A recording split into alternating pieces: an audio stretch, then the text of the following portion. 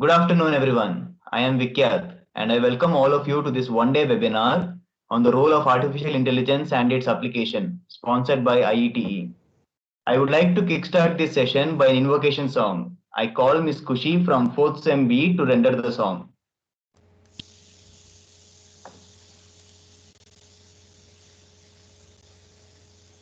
Kushi. Yeah, thank you.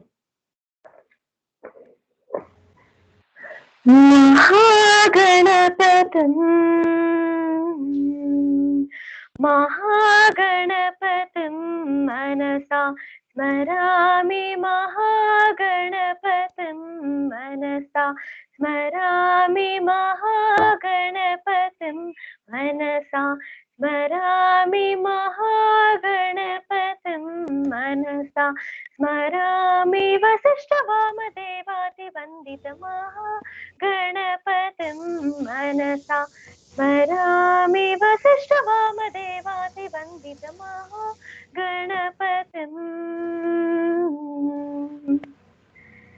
महादेवसुतं गुरुगुहनुतं महादेवसुतं गुरुगुहनुतं मारुकोटि प्रकाशं शान्तं महादेवसुतं गुरुगुहनुतं मारुकोटि प्रकाशं शान्तम् अकाव्यनाटकादिप्रियम् महाकाव्यनाटकादिप्रियम् महाकाव्यनाटकादिप्रियं मूषिकवाहनमोदकप्रियं महाकाव्यनाटकादिप्रियं मूषिकवाहनमोदकप्रियं महागणपतिं मनसा स्मरामि महागणपतिं मनसा स्मरामि महागणपतिं मनसा स्मरामि वसिष्ठवामदेवादिवन्दितमहागणपतिं मनसा स्मरामि महागणपतिं मनसा स्मरामि महागणपतिं. Thank you. Thank you, Kushi. That was amazing and melodious. Now I would like to welcome Abhilash sir to welcome the dignitaries. Thank you, Vikyat. And good morning to one and all. I'm Abhilash, Assistant Professor, Department of Computer Science, Venkateshwara College of Engineering.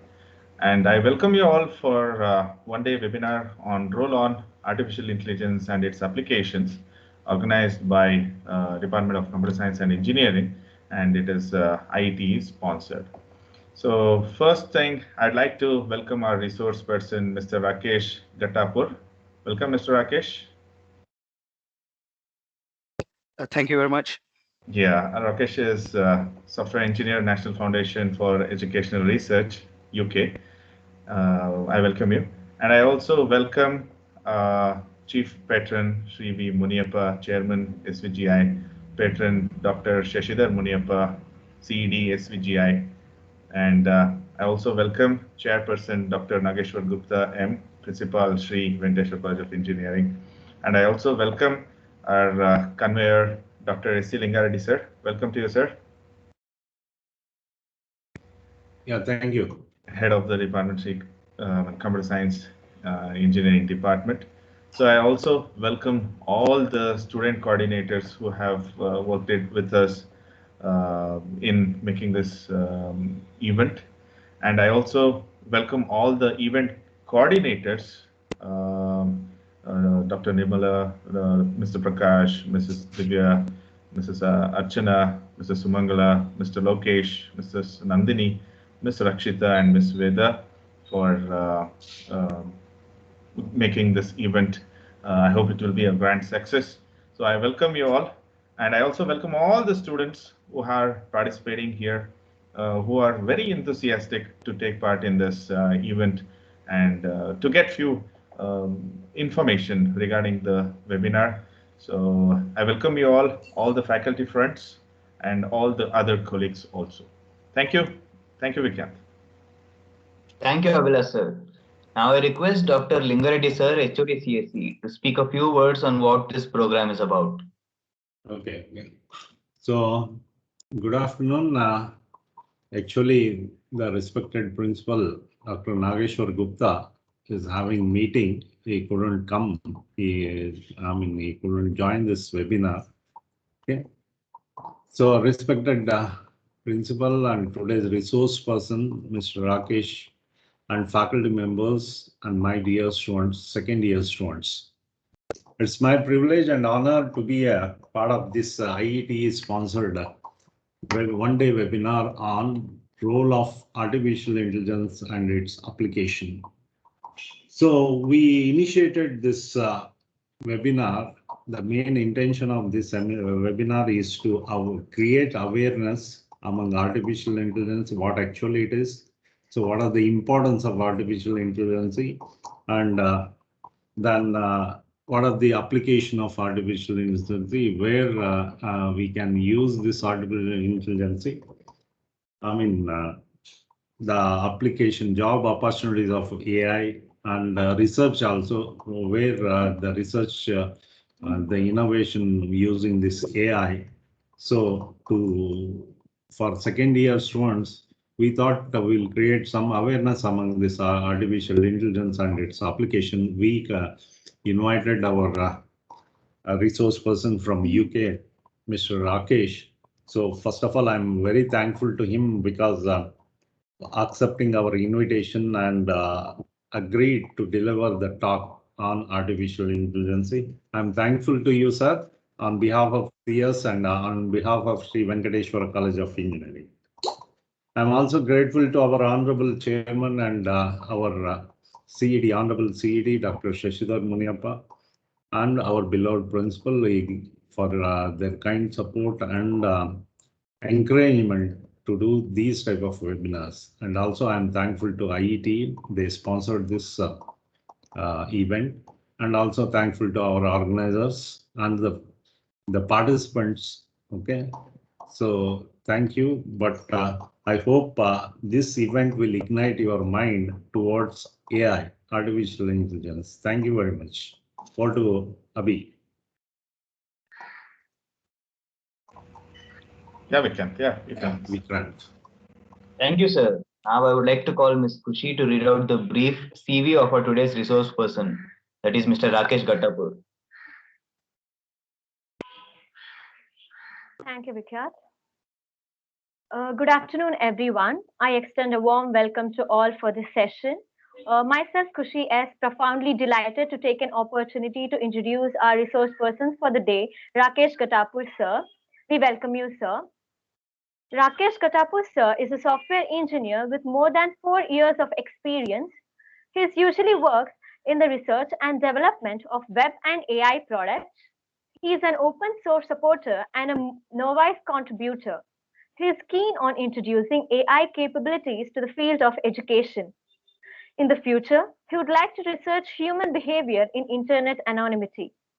His Bachelor of Engineering in Computer Science has been done under Visvesvaraya Technological University in India at 2015 batch, and he has completed his MSc in Advanced Computer Science in University of Manchester, Manchester, UK at 2019, and has done specialization in data and web technologies.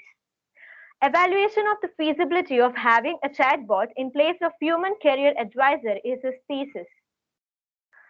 Career Advisor chatbot is one of his projects, and Student Project Companion, a multi-featured integrated development environment IDE for students, is his another project.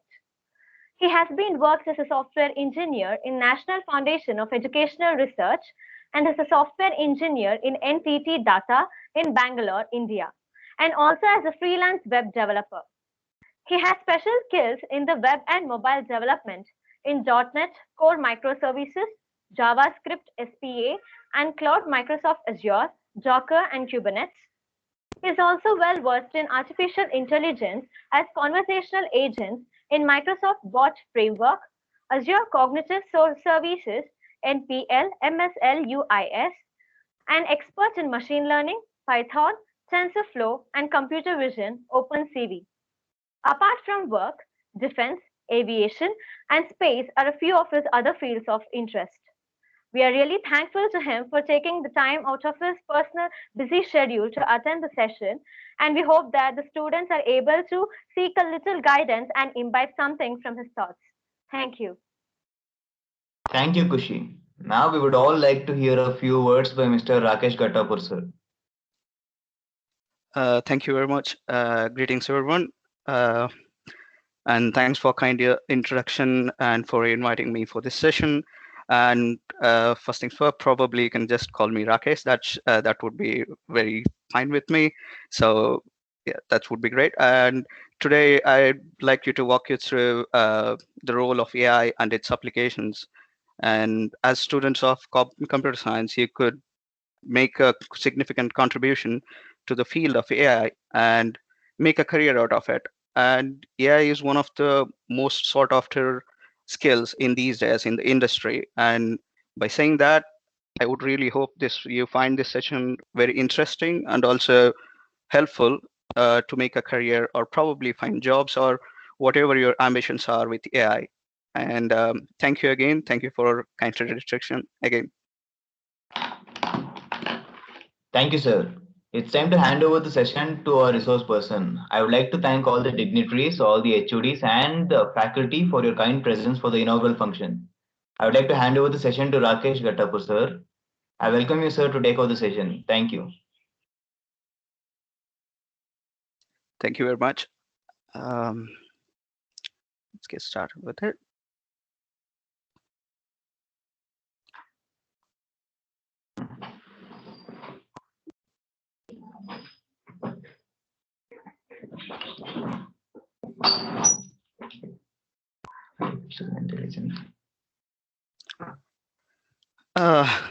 Hello again, everyone. And as introduced, I'm Rakesh, and I'd like to make this session as interactive as possible. So I'd really request if people can interact with me and can ask any questions if you have any in between itself. So if you have any questions or any doubts, you can probably stop me and ask me questions.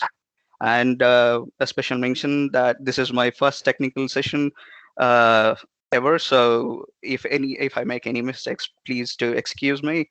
And yeah, let's get started. So first things first, the topic which I'll be presenting for you today is role of artificial intelligence and its applications. And let's start with what all the things which we'll be going through today. We'll define what is AI and probably get to know more about it with its roles, and also give a brief history of AI. I won't be boring too much with the whole history kind of stuff. It'll be just an introduction. Probably we'll just go through a brief introduction of AI, which when it started and how it evolved, and types of AI. There's a tons of types of AI on different based upon the different categories and different work they do. But let's make it as simple as possible. So I've tried to make it as simple as possible for you to guys to understand. And yeah, we'll go through examples, some examples like gaming, AI cameras, and other examples, which I'm excited to show you all the details. And we'll also discuss about AI consent and ethics. Those are like what are the problems with AI and what are the measures that are taken to overcome those problems, and also how AI can affect on human behavior and stuff. And we're also looking into resources where you can find which are the software tools, or where you can find the data sets to do your own research and probably make your own AI products. And also I putting together like few project suggestions. Probably you can try it as a mini project, right? I guess that they can be a mini project, but yeah, you can look into it and probably finish off it with a Q&A.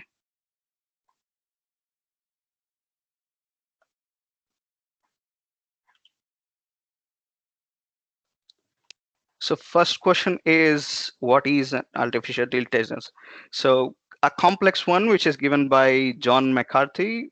He is the person who coined the term artificial intelligence in 1956. And the complex is, it is very complex definition where it says it is the combination of science and engineering, and also making use of the data sets where you can create a bot or a AI product which solves problems. And also AI doesn't have to be confined with the methods of biological observation. By saying that, AI can solve the problems which are not exactly conceived by a human, and probably which is beyond the human calculation stuff, and beyond his perception. So AI can even do that. So AI can evolve at to any stage. And we'll be discussing about what happens if the AI evolves beyond the human control, and we'll be discussing about that as well. And this is a simple one which I like to take as a definition. Artificial intelligence is a field where it combines computer science and robust data sets to enable problem solving. It can be any type of problem solving. It can be a trivial one like a bot. Maybe you just answer some questions with predefined data, or more complex like space explorations and highly mathematical calculations like in string theory and stuff. So this is a simple one which I take it as a definition.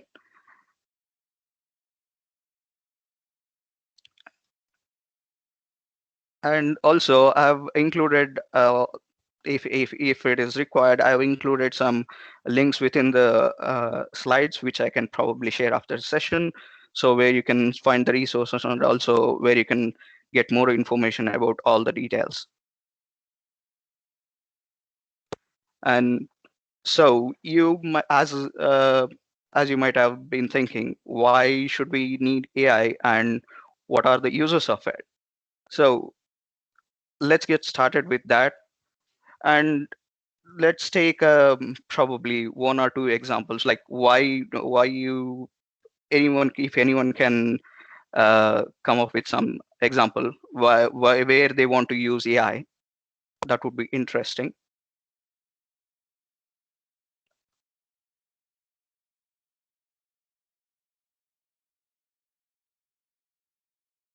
Any responses, please? Farming. Yeah, definitely. That's one of the areas where you can use artificial intelligence. Thank you very much for that.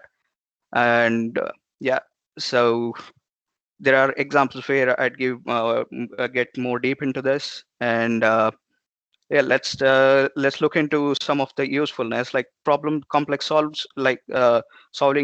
problems. Like there are few thousands of, like probably not thousands, millions of data sets in this world. So there are some theories, there are theories which need to be proved by mathematically. For example, a string theory or a complex data rendering of a black hole, which has happened recently in years.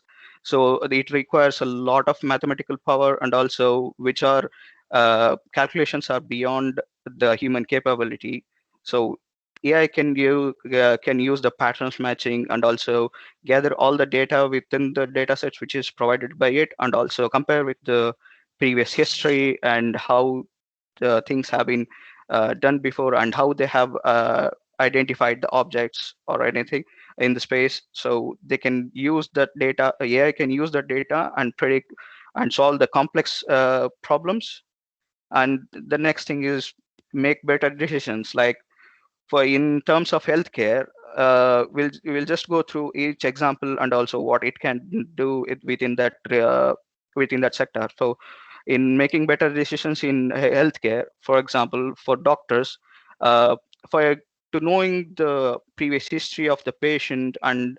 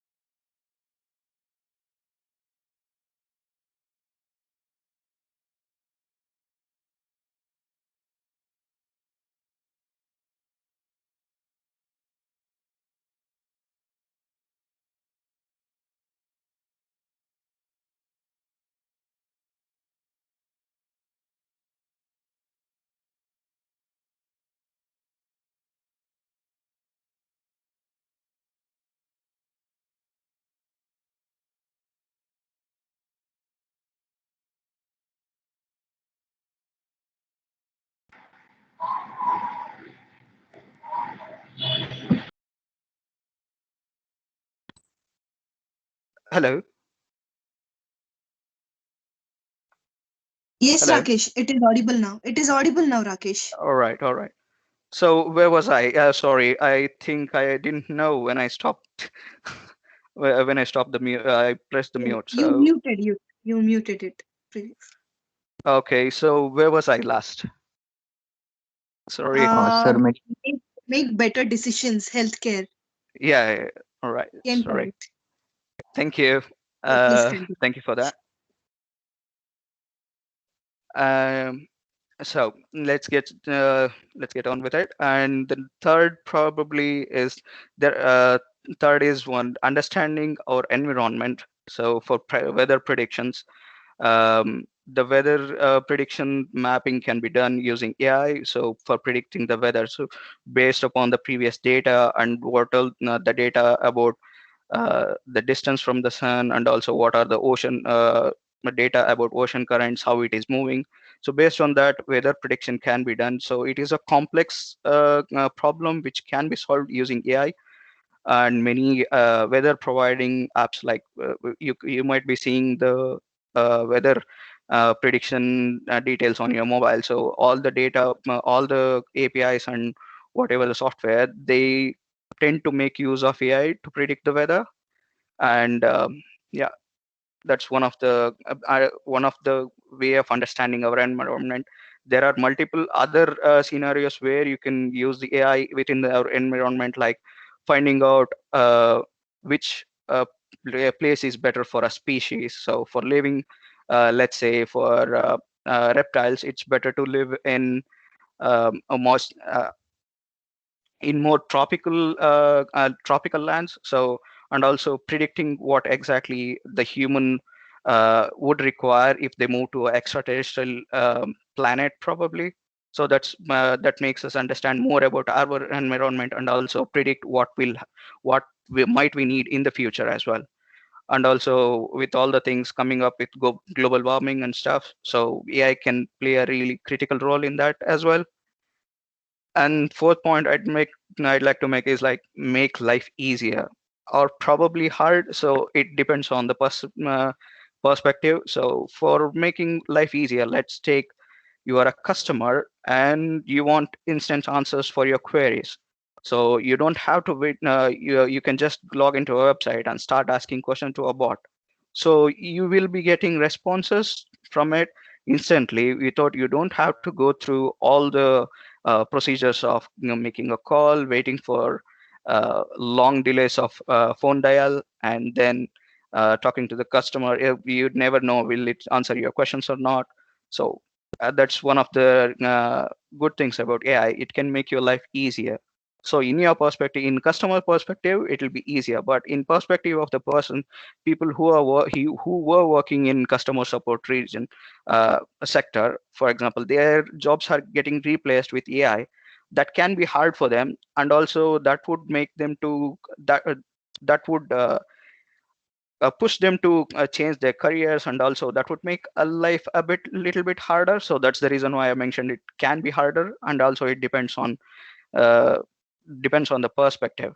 And AI can also act also as a supplement for human workforce. So in by saying that the humans might the customer service agents can lose their job, by saying that it can also supplement the workforce. For example, they might go into better they can learn better skills, and they can do better things, and they can find better careers, and also they can become a new human workforce where they contribute in different sectors. So that's one of the good things about change. And I usually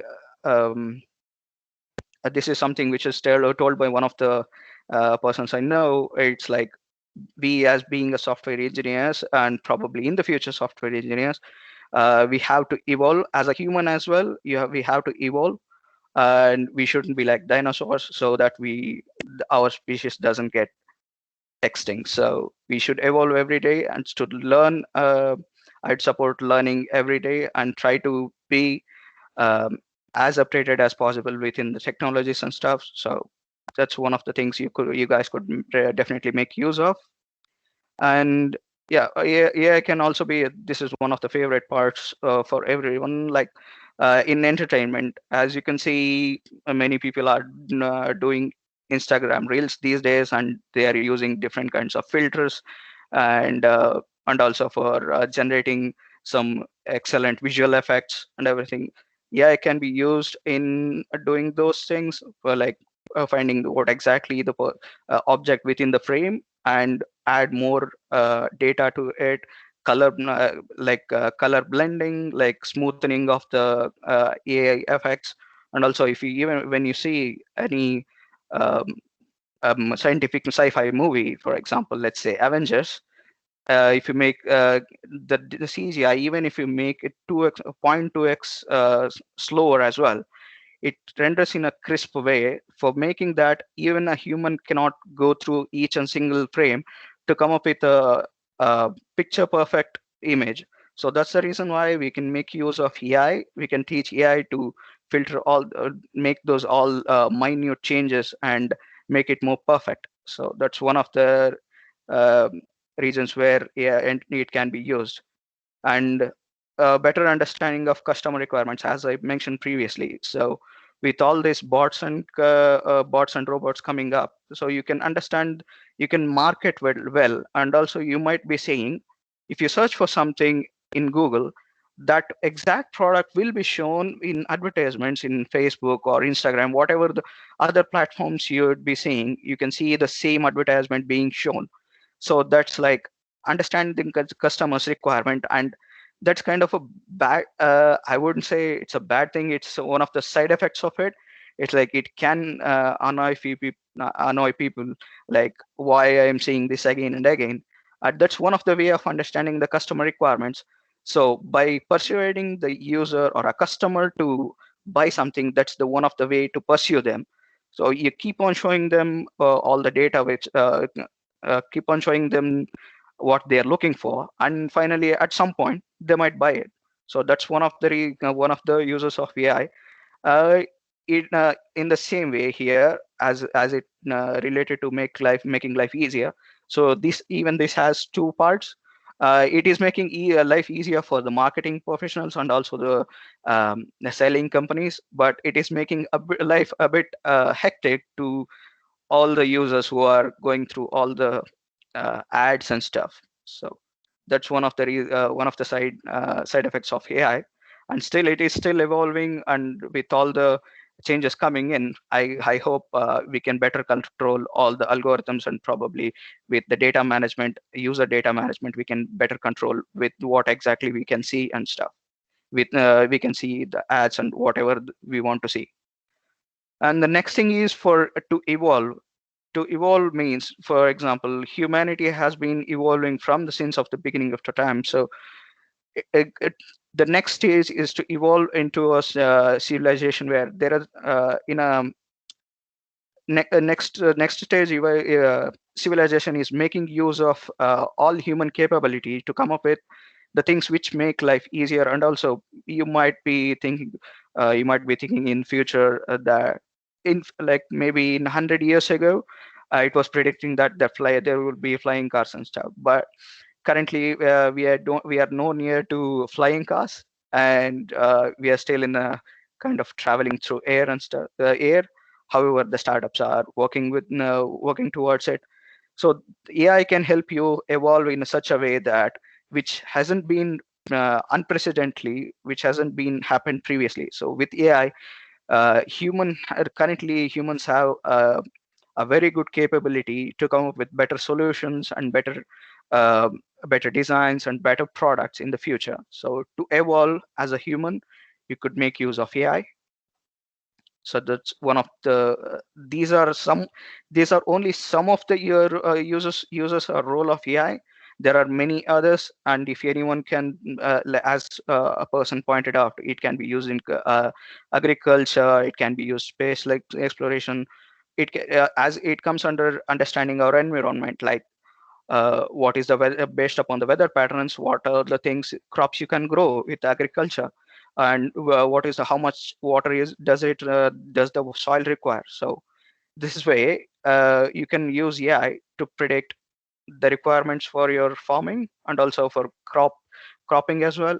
At which time you have to plant these crops, and at which time this crop would yield better. So AI modeling can help you with that. And if anyone have any if anyone have any other examples, you're free to say. Please, I would like it.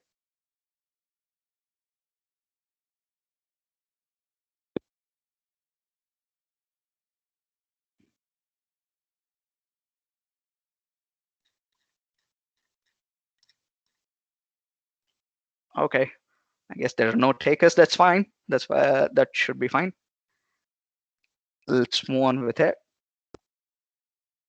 I'd like to make this session as interactive as possible, and also if you have any questions or if you have any suggestions, or probably if you have any better examples, please do interrupt me and give it's your opportunity to shine, and you can make use of it as well.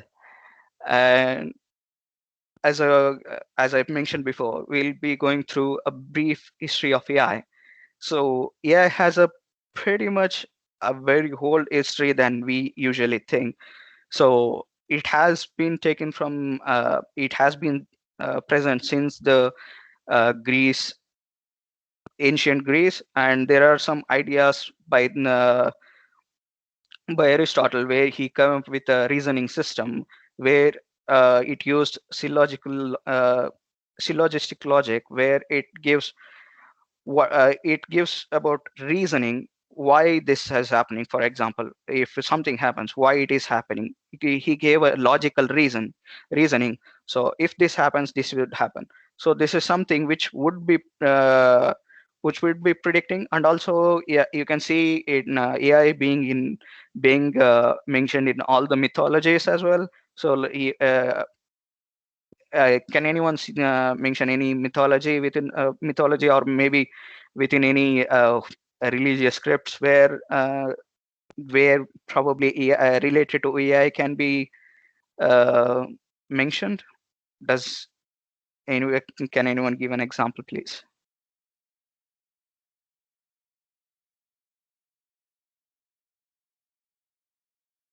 All right.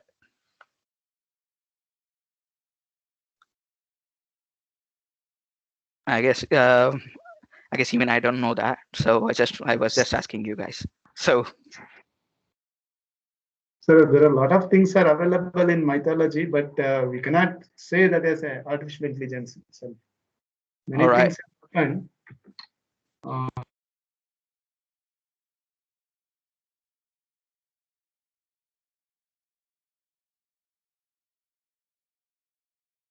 Sorry, someone muted me. That's fine.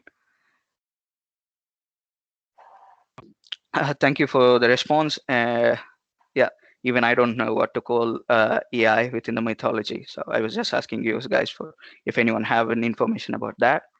And let's see the modern AI, where AI came into exactly as a term as artificial intelligence. It, as mentioned previously, it was coined by John McCarthy.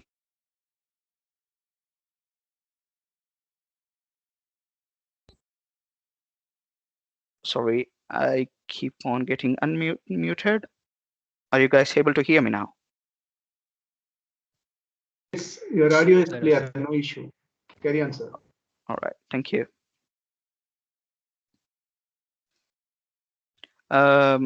So as I was saying, John McCarthy was one of the pioneers, along with Alan Turing, who came with the word artificial intelligence during a conference at Dartmouth University College in US. And I was wondering if has anyone have seen the movie Imitation Game? Has anyone seen by Benedict Cumberbatch? Probably Yes, if you we have seen. yeah. If you would have seen, you can probably have seen the way how the protagonist breaks the Enigma code to win the World War II. Yeah, exactly. So exactly.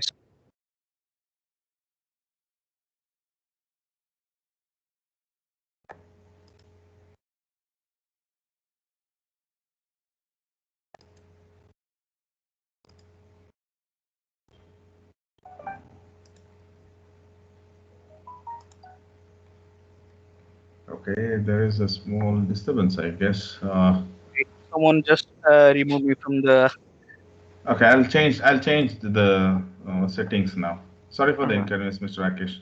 no problem. Okay, I'll one second. I'm making you.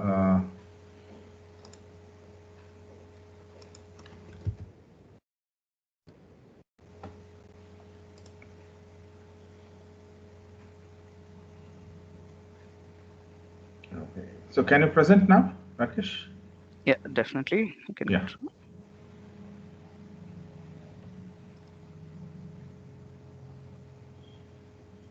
So, are you able to see my screen now? Yeah, yeah.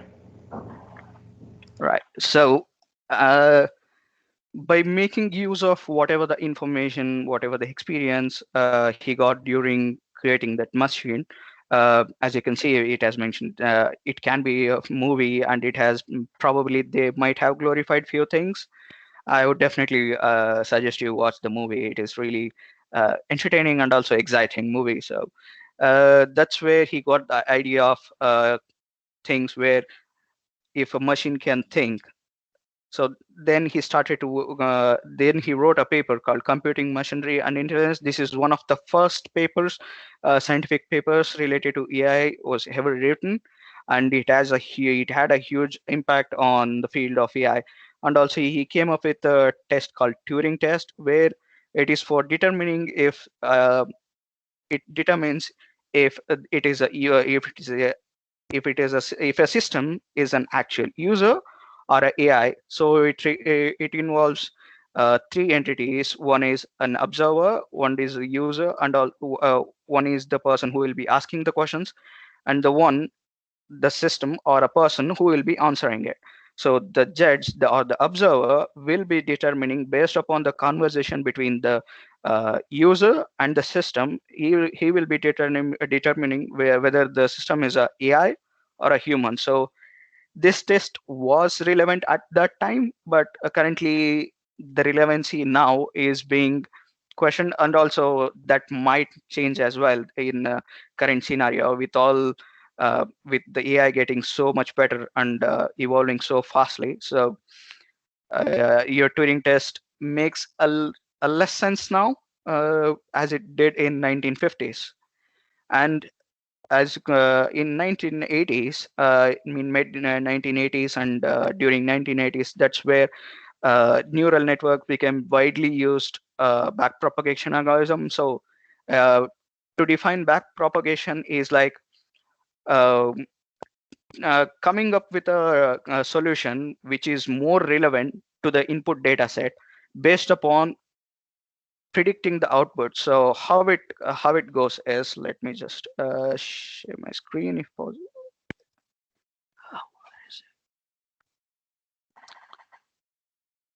So backpropagation, this is, I don't want to get into too technical, but I just want to give an example of what exactly is a backpropagation is. So the model will, the first input layer will have some weights. For example, there will be a set of data points where each data point has some weight. For example, weight is in terms of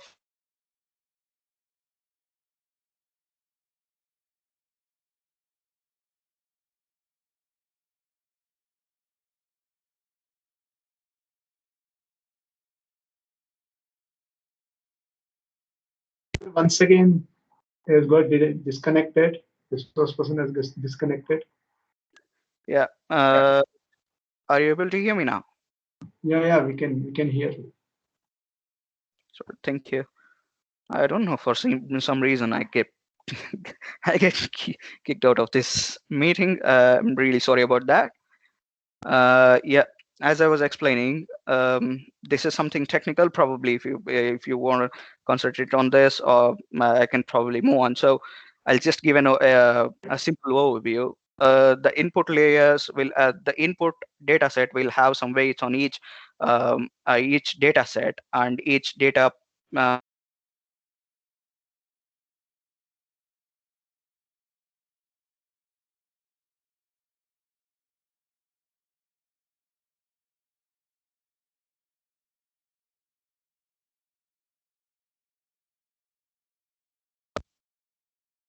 Hello again. Yeah, Rakesh. Is there any technical problem with the application? I just keep getting logged out of the application. I'm not really sure why. My internet seems to be fine. What's all right?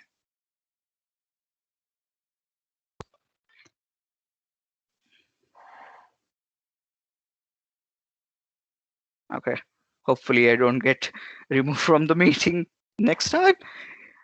Let's get continue. So based upon the output, which is drawn from the inputs, it'll compare, the system will compare what exactly the expected unit output is and what is the difference.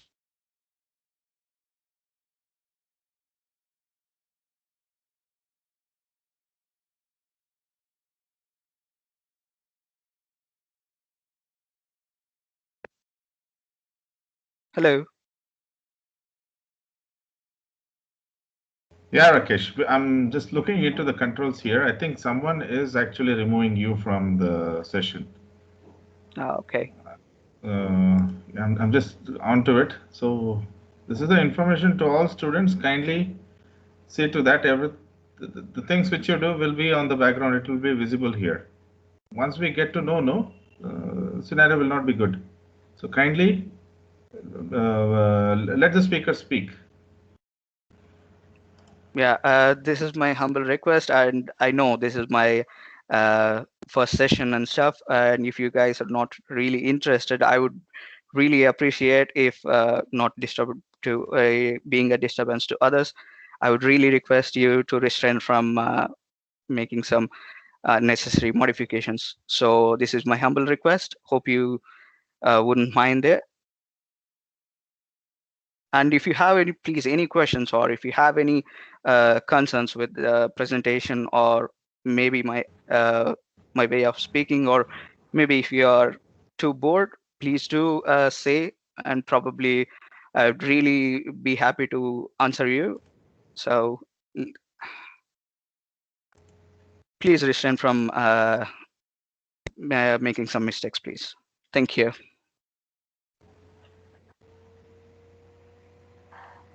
Right, so let's continue with it.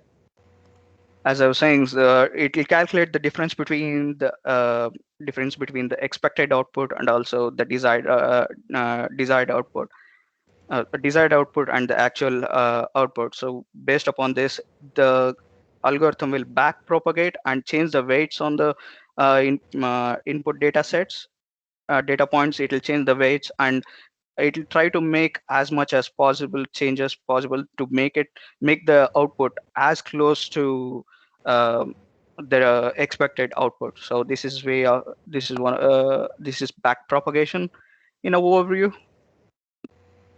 So it was actually started in 1980s. So this kind of algorithm was used in 1980s, and it has been this has been evolved so much now these days with all the deep learning, um, artificial neural networks, and KNNs and RNNs. Yeah, that would be in too technical, probably. That's we can see it in later times. So let's continue with the next slide. So there are in broad, there are a lot of the AI can be divided into a lot of categories and different types based upon what they do and based upon what they are capable of, and also based upon the technologies they use and how much memory they use. There is a lot of factors which can affect AI's capability and categorization of an AI. So we can, for now, I've tried to make it as simple as possible. So we'll be looking at two types of AI, that is weak AI and strong AI.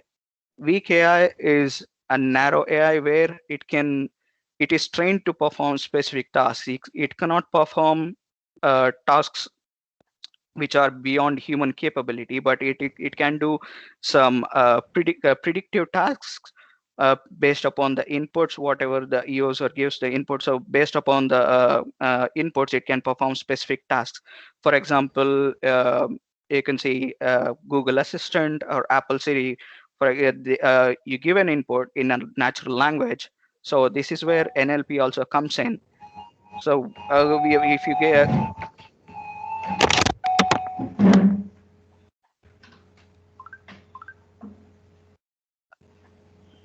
so based upon the user inputs, it will find the intents within the user input. So intents are specific keywords probably in a sentence.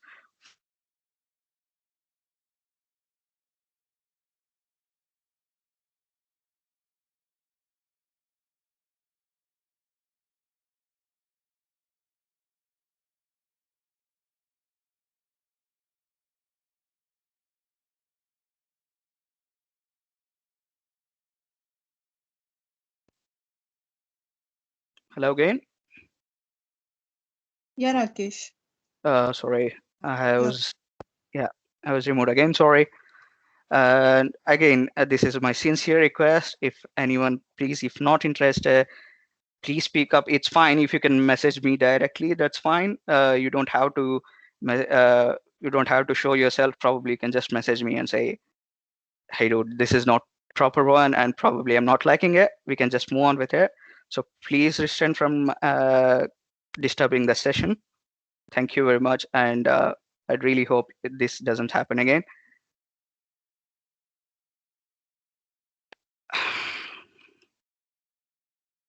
So as I was speaking, most of the AI solutions with now currently in the world are weak AI. They are categorized weak AI. How much ever the advanced you might think, the current AIs are all all comes under weak AI, where they can perform specific tasks. They cannot actually think on their own.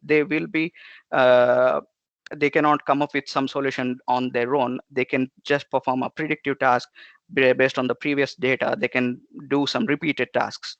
So every AI currently, most of the AIs currently are categorized as a weak AI. There are some speculations where there are works are going on related to strong AI. In the strong AI is made up of artificial general intelligence and also artificial super intelligence. So general intelligence is a Rakesh, sorry for the interruption. Your screen is not visible. Please share your screen.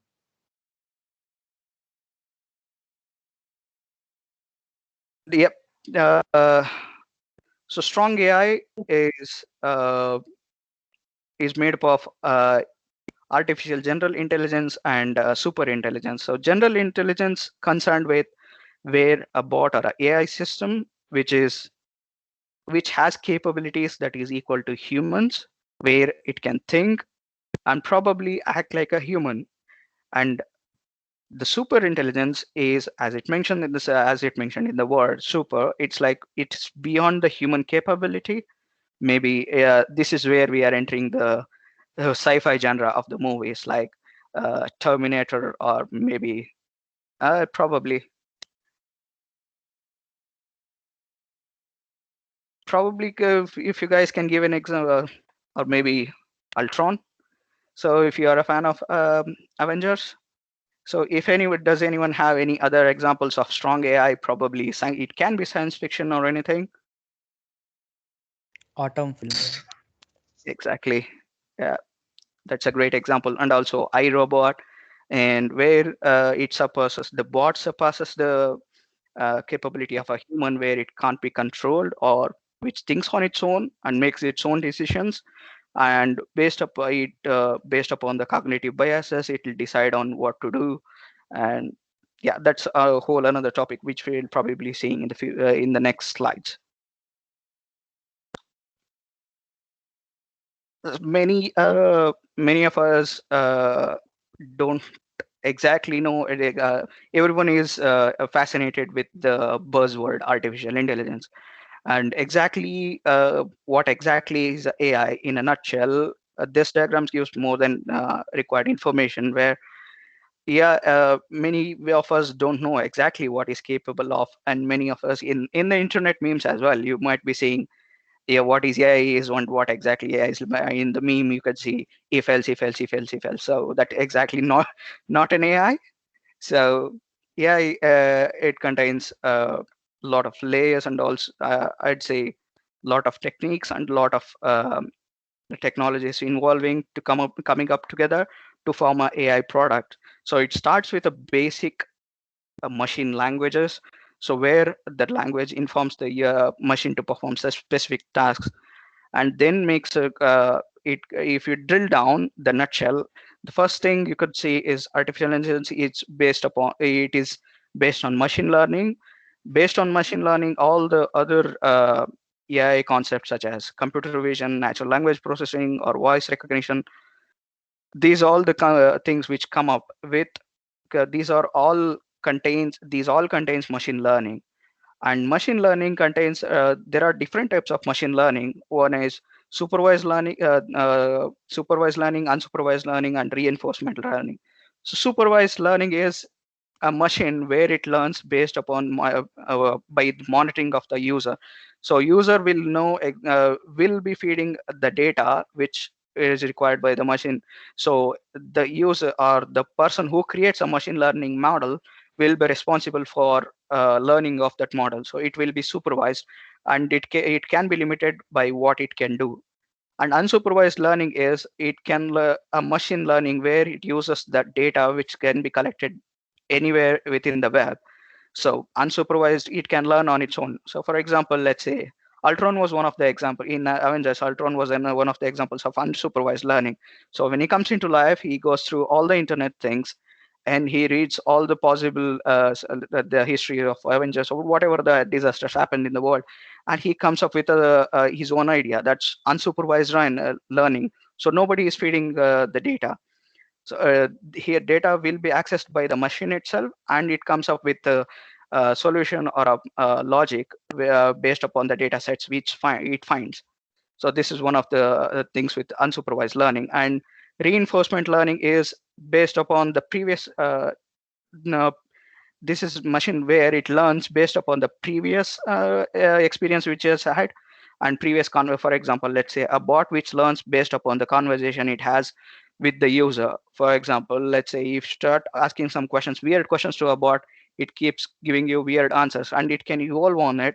And also at some point you might ask what based upon the human interactions, all the different messages given by the users. So I can one person can go and say sun is beautiful, and another person can go and say sun is ugly. So based upon what it learns, so based upon the previous experiences, and also what it's the pattern which has been defined, it comes up with a solution. So this is one of the model of machine learning. And many of us are still confused with the difference between machine learning and deep learning. So that's one of the reason I just wanted to include that. This deep learning is part of machine learning. Sorry? Sir, I just had a doubt, sir. Yeah. Sir, is unsupervised learning dangerous, sir? Not really. I wouldn't say it isn't undangerous. I wouldn't say it is dangerous, but it can be. Any system can be controlled, and also I would say I wouldn't say it's dangerous, but it can be complex. It can be complex. And Thank also, you will be seeing some ethics which are created by the AI community, where they monitor each kind of what all the products or whatever the research which is going on in AI. So there is a certain set of ethics which are defined. Probably you'll be seeing in the future slides. So probably that might answer your question. Thank you, sir. All right, thank you. So as someone gave an example with agriculture, can anyone give more examples about AI applications, please? The field of sports and marketing. Yeah, that's a really good example. Definitely. Any others?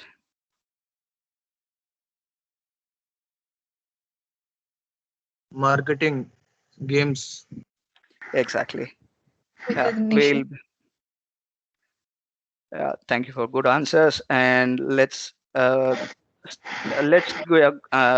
get through with some of the examples where you can see where it is used in our daily lives. I'll make it as relevant as possible for you guys to understand. And let's say, for example, you might be using AI products, but you might not know the internal workings of an AI product. So let's say, let's take an example for gaming.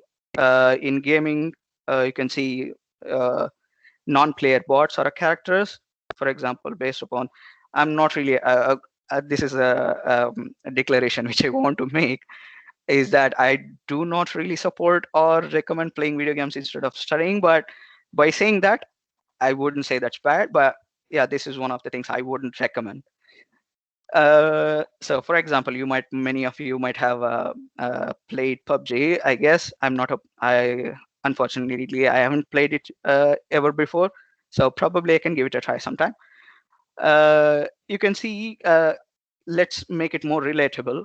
And let's say the game PUBG, where you can see bots based upon, you can see the bots which will be included within the game along with the players who plays the game.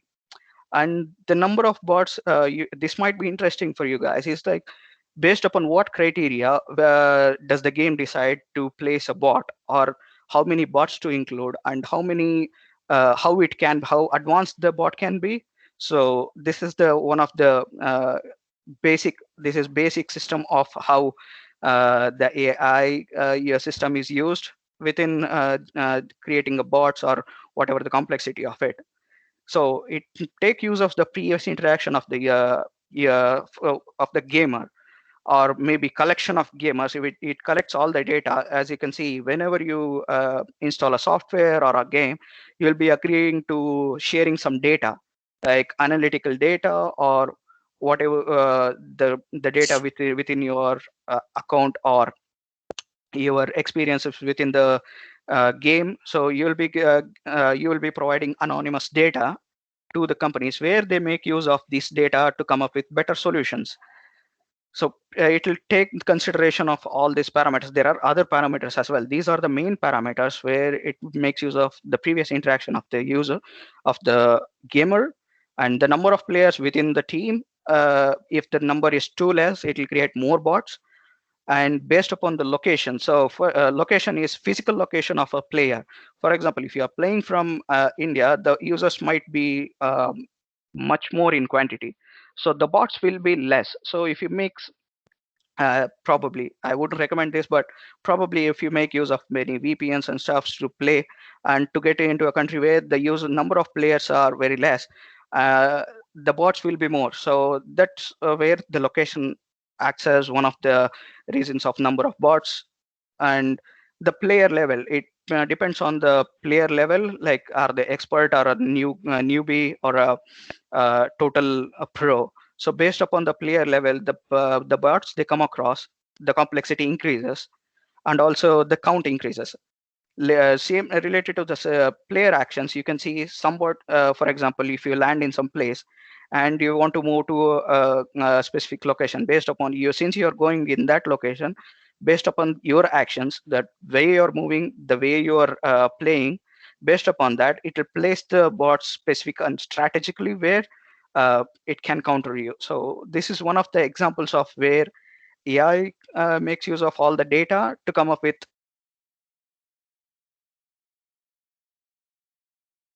some videos where you can probably watch and get entertained, I guess.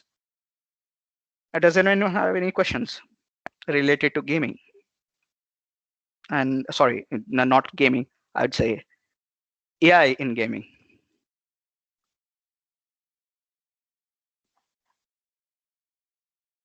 All right, let's move on. Gyroscope. Yeah, a gyroscope, based upon the way you are holding. Is it related to the based upon way you are holding a mobile, I guess? Is that what you're mentioning?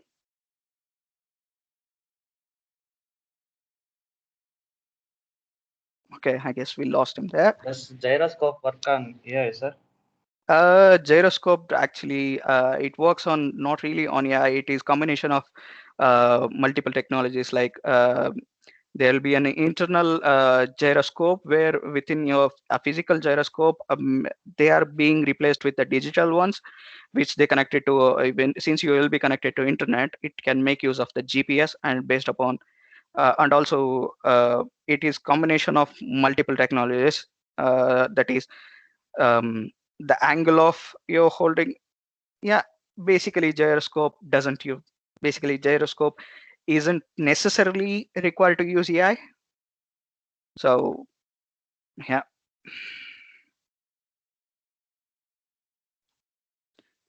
Let's get to next example. This is AI camera. So in recent years, you might probably have come across so many mobiles being using AI cameras, where in the advertisements and everything, the products will be being sold as AI camera is evolutionary and stuff. But they don't really explain you what is AI camera, right? They don't really explain what exactly it can do and what all the complexities within it. You just want the final product. So we definitely not think about what exactly how it makes this happen. Let's say what is AI camera. So it gives a special interesting thinking where you can think how this works. So you can probably ponder about that, and I'll try to explain it as easy, as simple as possible. So this comes the AI camera and related stuff, anything related to image or video processing. That comes under computer vision. This is a branch of AI where it enables the machine intelligence system to see or extract the data, process and gather data from the visual artifacts like images or videos or any um, visual artifacts. So where the system can learn from it. And this is one of the examples which I want to give is based upon the enhancements and also filters. If you are using a filter within your camera, for example, a glitter camera, how will it detect so that the glitters don't appear on your face? So it makes use of all the data points like the actual image, and it will see the facial recognition. It will use a facial detection, facial recognition, and it comes up with a layout where it doesn't need to be shown, where the sparkles can be shown, and and also the resolution of the pic. So what is the resolution of your camera?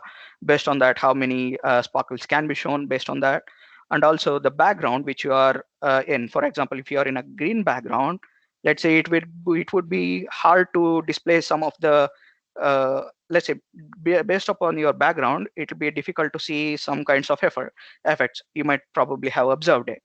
So you might have to find a better lighting or a better background and stuff. So based on the background, it'll come up with it'll suggest you all the possible filters. And also one of the things with one another effect, another example is bokeh effect. Like as you can see in a portrait mode, or in I don't know what there are many terms used by it. So for blurring the background of you, so basically it will detect the face, detect your face, and it will just blur out the backgrounds. And also what exactly it does is AI processor can do is, these are some of the examples. There are much more things the AI process can do. These are simple examples like color blending. So based on, for example, you can see if you use any filter, you can see your beard can get removed or your hairs can get removed. And smoothing, for example, making photos sharp. For example, there is no whenever you are taking a photo, there can be a kind of disturbance, probably due to shaking of your hands, or probably with the moving backgrounds and stuff. So AI uses those techniques, machine learning techniques and computer vision techniques, where it can smoothen out all the edges, rough edges, to give you a better photo. And also for object, as I mentioned, object detection is, for example, any face, or probably you might have seen, many of you might be using Android phones. So if you open a Google Photos app, you can actually categorize the images based upon the people in it. So it will actually recognize the faces and also groups all the photos based upon the faces of the people within the photo. And also another example is, as you can see, geotagging for maybe tagging as well. If you upload some image to the Facebook, it will automatically recommend these are the persons. So these are the person, and it will recommend what is the who is the user. So it will try to analyze the image and it will come up with suggestions. So this is one of the uses of AI within the image and visual category. Does anyone any questions, or am I going too fast?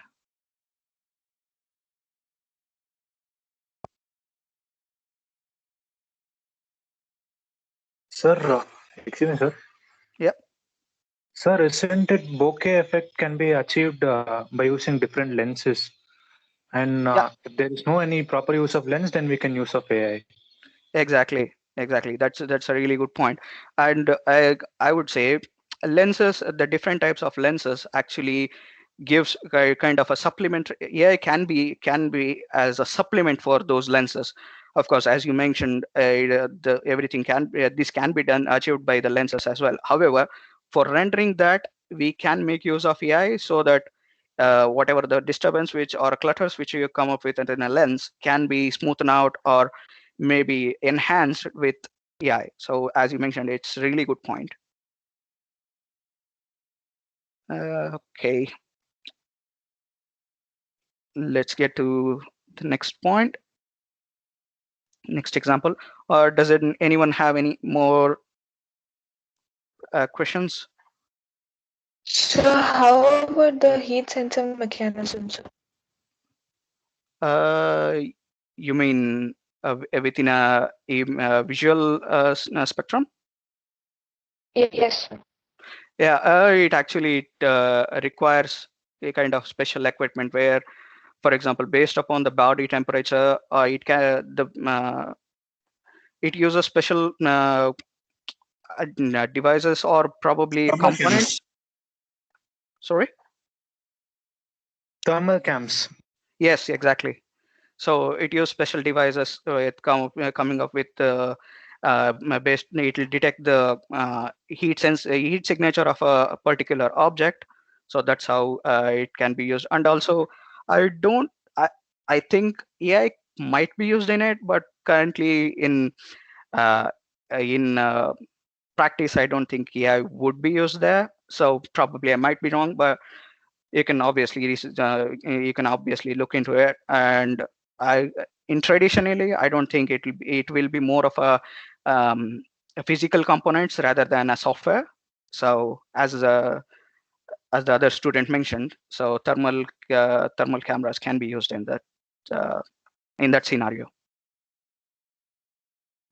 That's a really good point. Thank you. Thank you for who the student was. Sorry, I'm not able to see any of the names. So thank you very much for that. Thank you, sir. Let's go to so let's look into some of the things which let's get into some kind of exciting things where you might have not come across in a daily life. So some of the uses where it is being used in indirectly, which can affect your lives. So let's watch a simple example. How there is it's a Ocean Mind is a startup which is making use of Microsoft technologies to come up with to monitoring illegal fishing and overfishing and how the fishing industry works. So let's just watch a simple video.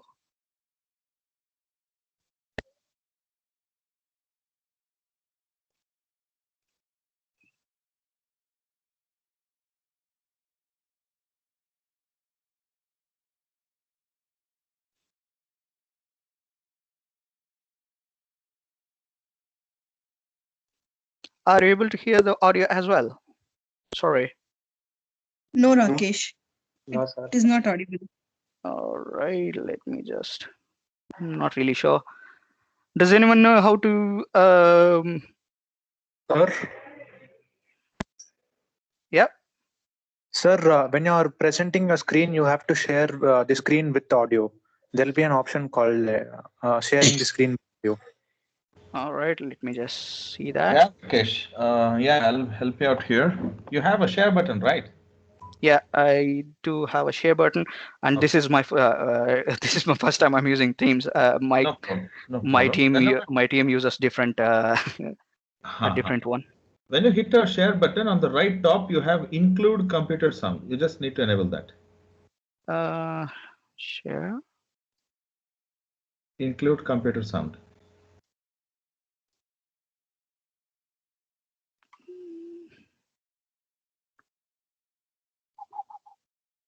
Not really. I'm not. I don't have that option, I guess. Okay.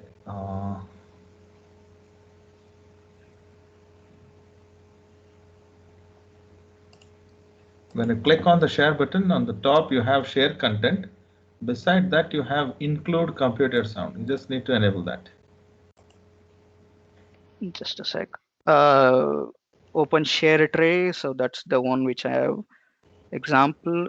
So in the share tray, it is asking me to share the screen. So let's get me to desktop and window and our screen. No, sorry about the delays. I'm really, really sorry. No problem. No problem.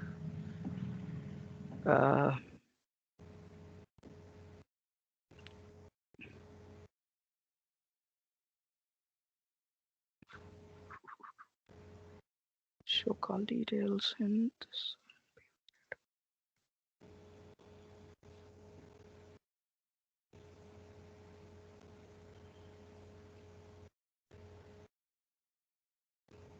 I don't think I have that option here.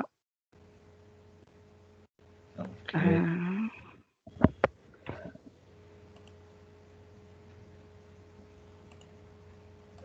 Can I give control to someone where they can look into it? Yeah. How many videos are there? Just, I guess, 3 videos. Okay, it's available on YouTube? Yes, it does. Okay. In the chat section, kindly send me the link. All right. In the chat section over here, can you send me the link? Definitely. Right.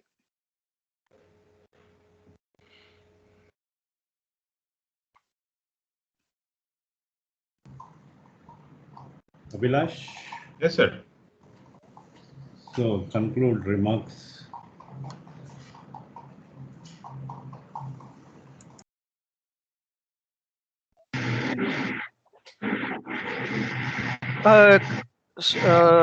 Could you please give me like 10 minutes probably? I'm really, really sorry. Let me just install the whole application. I'm using the web app, so let me install the application probably. That would be easier for me. Okay. That would be, just give me 5 minutes. I'll just download the. Okay, can you tell me the video name at least? I can search it over the internet, and by the time you come, I'll be showing them the video. Yeah, sure. That would be great. Thank you very much. It's called Ocean Mind. If you search for Ocean Mind and Microsoft with the combination, that would be the first video. Ocean Mind is using Microsoft AI to fight illegal fishing. Okay. Yeah, I can do that, Mr. Rakesh. No issue. Thank you very much. Yeah, no, sorry, I should have prepared no for that. issues, no issues.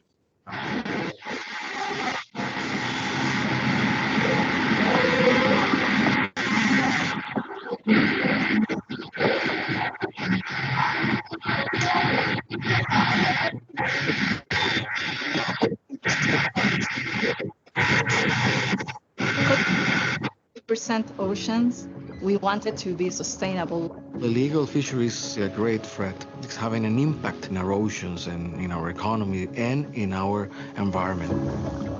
There's many issues with sourcing sustainable seafood. We are trying to push for that accountability on the water. Using Microsoft AI, we empower governments, suppliers, and NGOs at scale around the world to prevent illegal fishing in a way that just wasn't possible before. At Ocean Mind, we receive billions of data points, satellite images, optical imagery, radar imagery, infrared data. We use Microsoft AI to recognize different types of fishing activity, the identity of the vessel, and whether that vessel had a license. We find the suspicious activities so that our analysts can look and investigate it, and governments can enforce more effectively. Now we have data, we can identify vessels, we can identify patterns of illegal fishery and support the Coast Guard. The ability to have third-party verification is crucial in protecting us and our brand as we sell seafood throughout the world. We are making our first API available through Microsoft AI for Earth to anyone who wants to help fight illegal fishing. The time for taking care of the oceans is now. We have the capabilities to change the needle on the sustainability of fishing. I am convinced that we will make a difference.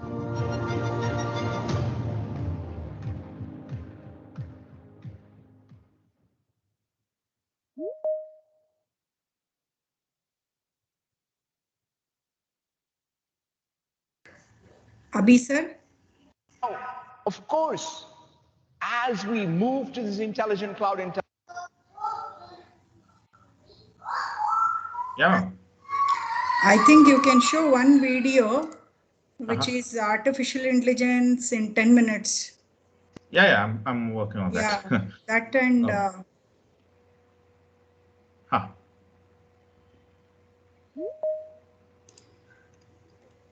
intelligent era, we're going to express how we do things very differently. You've heard a lot about these 6 solution areas. What is common across all of these solution areas is this profound shift to a new way of doing things. The intelligent cloud, the intelligent edge. And ultimately, though, we've got to measure ourselves, not by technology for technology's sake, but how are we empowering people? How are we helping organizations with their digital transformational outcomes? That's what this is all about. So I want to unpack today a little about what is this paradigm shift? How should we think about it? As I said, it's probably bigger than anything that's come before. There are 3 things that are happening simultaneously. At the experience layer, we are moving to this people-centered experience. That means we're going to, in some sense, decouple the experience from the devices. We're also going to decouple the input-output. That is, it's going to be multi-sense, multi-device. You may start on one device with one sense. In fact, the output could have another sense on another device. But it's going to be part of the same application. We are going to infuse everything with AI.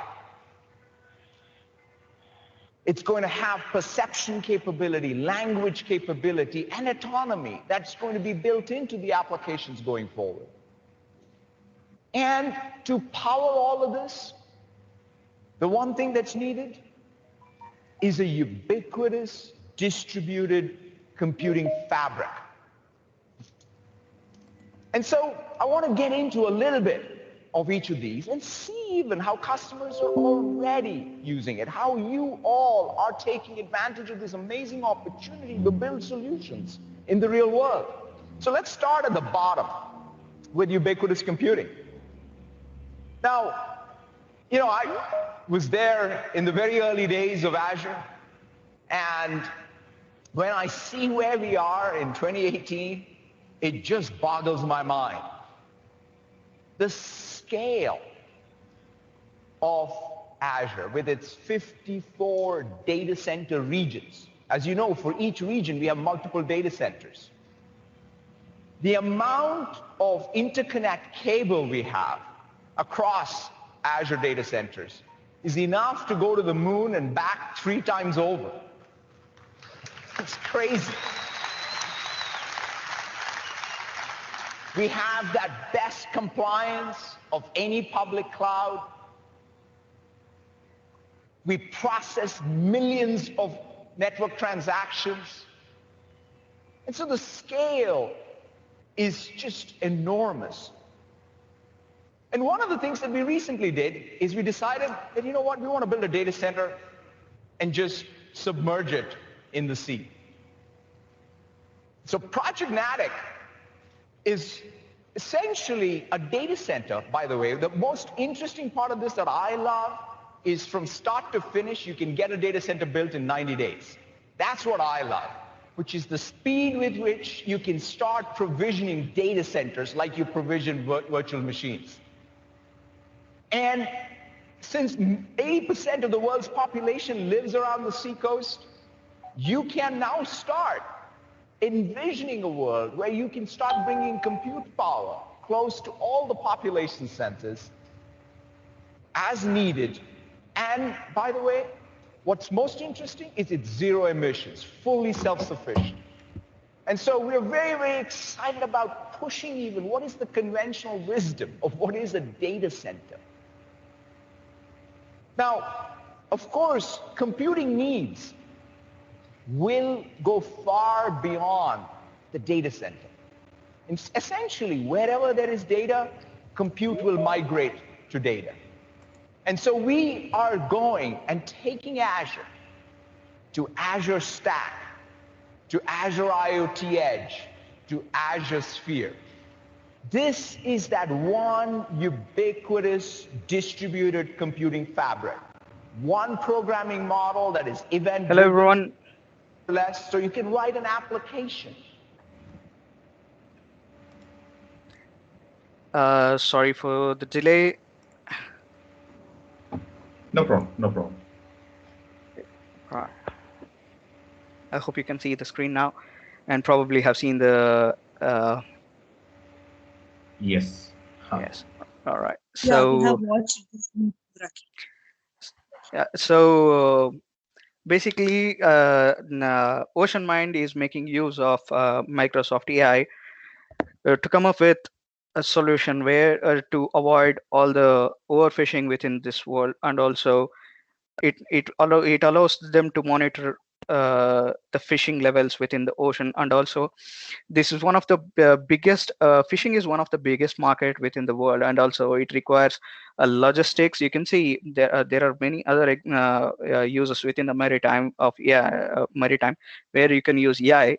For example, in this example, for monitoring overfishing and illegal fishing. In the video you might have seen that they explain how they use different components to come up with a solution. So they mention of using the satellite imagery and radar images, and also all the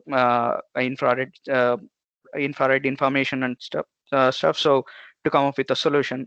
There are other examples where in maritime AI can be used as monitoring ocean currents. So the weather patterns depends on the ocean currents as well. For example, if as you might have come across some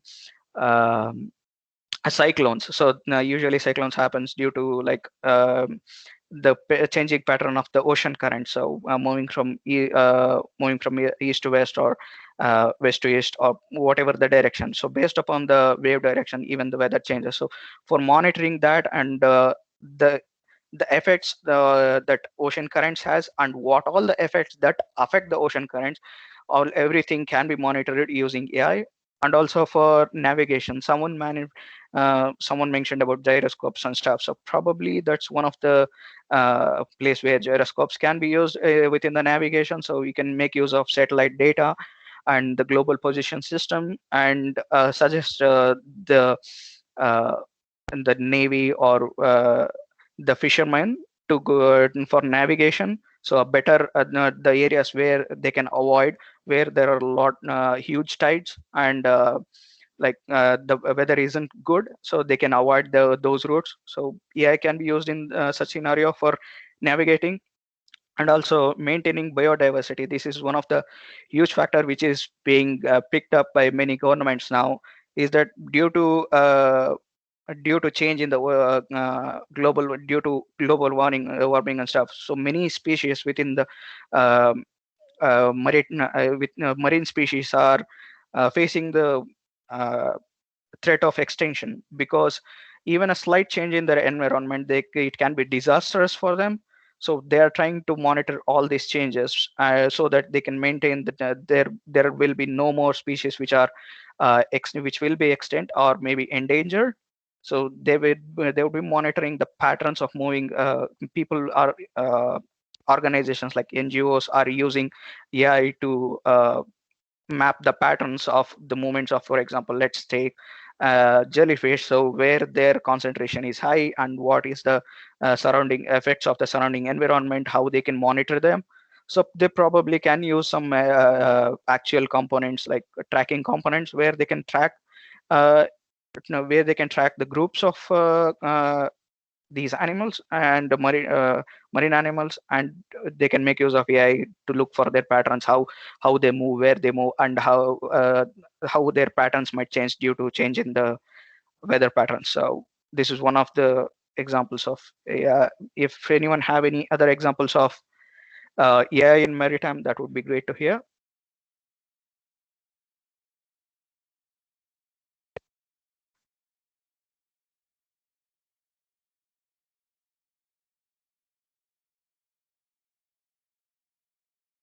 All right, so let's go get to the next example. So could you please play this video, the second video, please?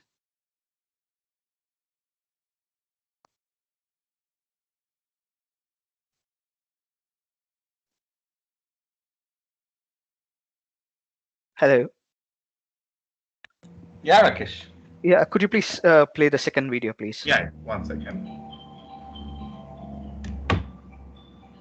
Thank you. How offshore wind farm works, right? Yes, yes, yes.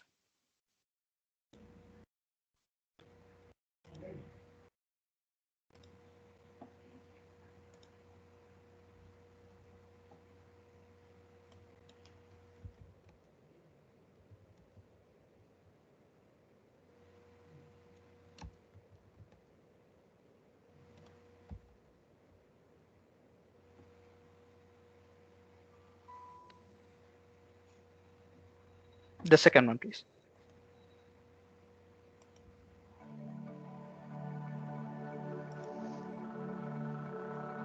We humans have harnessed the power of wind for agricultural and industrial purposes for centuries.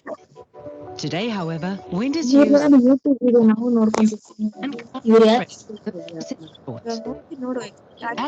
it, we build offshore farms across the planet, bringing energy to millions of people. But how does it work? Naturally, a wind farm needs wind to generate energy. So we find locations where wind conditions are optimal. Water depths are shallow enough for us to fix the turbines to the seabed, and there is enough space to install hundreds of huge turbines. The largest of our turbines have a rotor diameter of over 167 meters and stand 195 meters tall. The sea winds are captured by their giant blades and transformed into energy inside the nacelle. The rotating blades cause the main shaft to rotate, with a gearbox transferring the rotational speed to a high-speed shaft. This turns very rapidly, which allows the generator to generate electricity by spinning a magnet past coils of conductive wire. This process is known as electromagnetism. The electricity generated from all of the turbines in the wind farm is then fed to a single offshore substation, which then transports the energy to shore via high-voltage cables. Once inland, the electricity is transformed at the onshore substation and fed into the public grid, where it is ready to power the lives of millions of people. Since we built the world's first offshore wind farm back in 1991, we've installed more than 1,200 offshore wind turbines.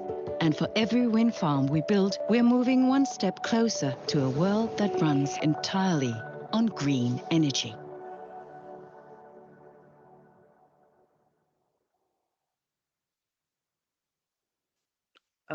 Thank you for playing the video. Yeah. Let me share my screen. So right. Yeah, many of you might be thinking, if it was just a kind of a YouTube video, we could have watched ourselves, and what's the reason of this person to be in this conversation or taking this session. But the reason why I wanted to play some videos is just to give a visual information where it will be, for example, if I keep on explaining in words, probably for few people it might be hard to understand, and probably a visual supplement can be really useful so that they can imagine how the things work. So that's one of the main reasons why I wanted to play YouTube videos. Of course, you can watch as many YouTube videos related to this and gain more information. So that's one of the reasons. It's just the reason why I wanted to play video. I just wanted to play videos just to give more information about what is the background. So in this example, we'll be looking into energy sector. And in energy sector, yeah, you might be thinking why the AI, what part the AI plays in. So as shown in the examples, this is one of the projects I was fortunate enough. I mean, like the project, similar project I was fortunate enough to work in. So this was one of the most fascinating AI projects I've been ever part of. It's for research purposes. It's like, since in offshore, this is something new which is coming up and coming technology, where on the land there might be problems. There is certain restrictions on wind movement and harnessing the wind energy. However, ocean, since being the huge area, and also since with the shallow waters available, so you can make use of without any obstructing any environmental problems or obstructing the surrounding environments. We can make use of this opportunity where we can create wind farms where we can generate a lot more energy than being generated on the ground. And for monitoring all this, there needs to be a technical team which which needs to go from shore to offshore, and then check all the workings of if all the windmills are working fine, and how they are performing. So instead of that, the idea was to create an integrated grid where you can automatically collect the data, health, for example, like weather data, the turbine health metrics, for example, how the turbine is working. So health metrics, using many mechanical components, sensors, you can get the data about how the turbines are working. And also based upon the ocean data, since you would have installed the wind farms in the offshore, due to salt water, there can be corrosions, and also there can be some side effects from the ocean components. That's one of the data point. And also power output metrics, like how much power a wind turbine is generating or the whole grid is generating. So the main reason behind creating an AI product is getting all this data and giving the valuable insights to the people who manage these offshore wind farms, like when to send the exact. It is a really it is very costly effort to send the crew to make a single change, so for a single turbine. So to make a change for a single turbine and to get it working, so it's a huge cost. And also it involves some dangers as well. As you can see, since you will be moving in within the ocean currents, and also with all the windmills, it will be hard to navigate as well. So to monitor that, we could create AI system where it draws all the information that has been mentioned here. There can be other data points as well. So it gets all the data and it uses machine learning to come up with valuable insights, which will be used by the patrolling teams, which they can use it for making better decisions, whether to go and make those changes or just wait it out till any weather changes and just wait it out. So to make better decisions, this can be used. And other examples of energy sector are energy grid monitoring. Monitoring is like, so you have let's say electricity providing board. So they want to monitor the electric fluctuations, and also they want to monitor what is the power consumptions within a specific area, and how they can manage that pressure or impact on the power grid systems. So if an area is drawing too much of power within an area, how they can manage that. And they can machine learning and artificial intelligence can make use of that data and automatically suggest this is getting high, so you can make use can provide more electricity. So this side of a city, this area of a city. And smart other examples are smart meters within the IoT. You might have heard another term which is called Internet of Things, which is a really up and coming technology, and also it's also a buzzword similar to AI. So smart meters make use of how the energy consumption pattern works within a household. For example, when the most energy is used, when the energy is used less, and based upon these patterns, they can suggest energy conserving options to the customer, and also it can provide valuable insights to the people who manage the electric company as well. And also other examples include distributed management system, as I mentioned previously, like based upon the consumption of within a city or maybe a area, they can monitor how much energy is required, or maybe it gives more information about where to install the power grids and how easier to manage the distribution of energy. So these are some of the examples within the energy sector where AI can be used. And does anyone have any questions, please? Or maybe any more examples related to energy sector?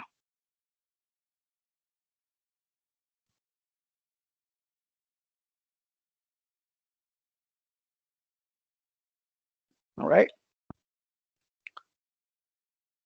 Hopefully, actually, I'm definitely sure you could find a lot of valuable information on internet. And if you want any information, because I wouldn't say it is perfect, but probably to get some idea, because since I worked on it, probably I can give some more information about it. So if you have any questions, you can ask at the last as well. So let's get into healthcare management system. This is one of the most crucial application of AI, which is revolutionizing all over the world, even in the times of COVID. So probably you can, if the students would be really interested, could you please play the video, please? It's just a short video. Yes, I can.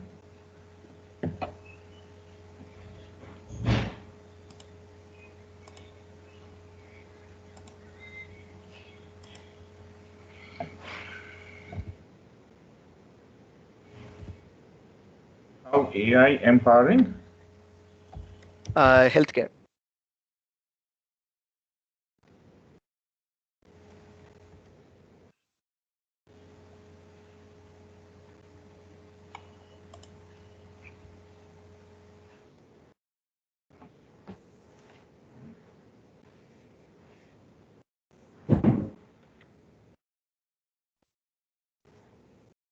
I think audio isn't visible, sir. Sorry, audible. Sorry, audio isn't Sir, audible. it's not audible. Abhilash, sir. It's audible, ma'am, or not? No, sir. Okay.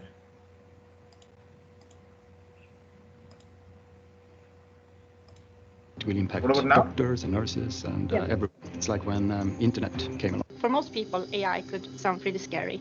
Many people think about robots from science fiction movies. I think AI is like a very competent friend.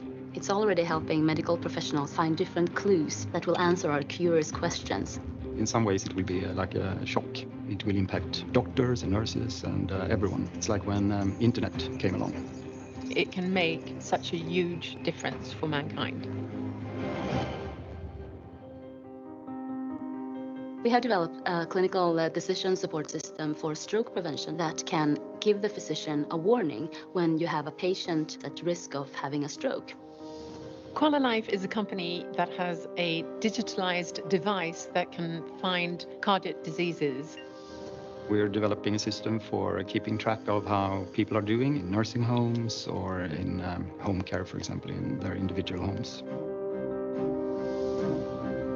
The best thing with AI is that you don't even need to develop a new medication. Just by using existing medication the right way, you can also save lives. You can collect all this information and have computers process it in the background.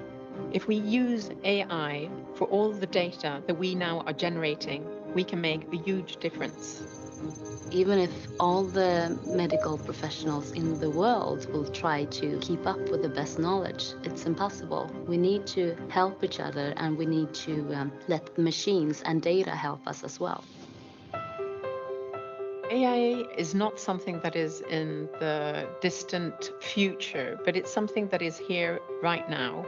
It's really about preventive care and thereby make people healthier. One can't really understand how great the impact will be until we've seen it. We cannot always make the right decision, but with AI, it's easier when you have a friend by your shoulder.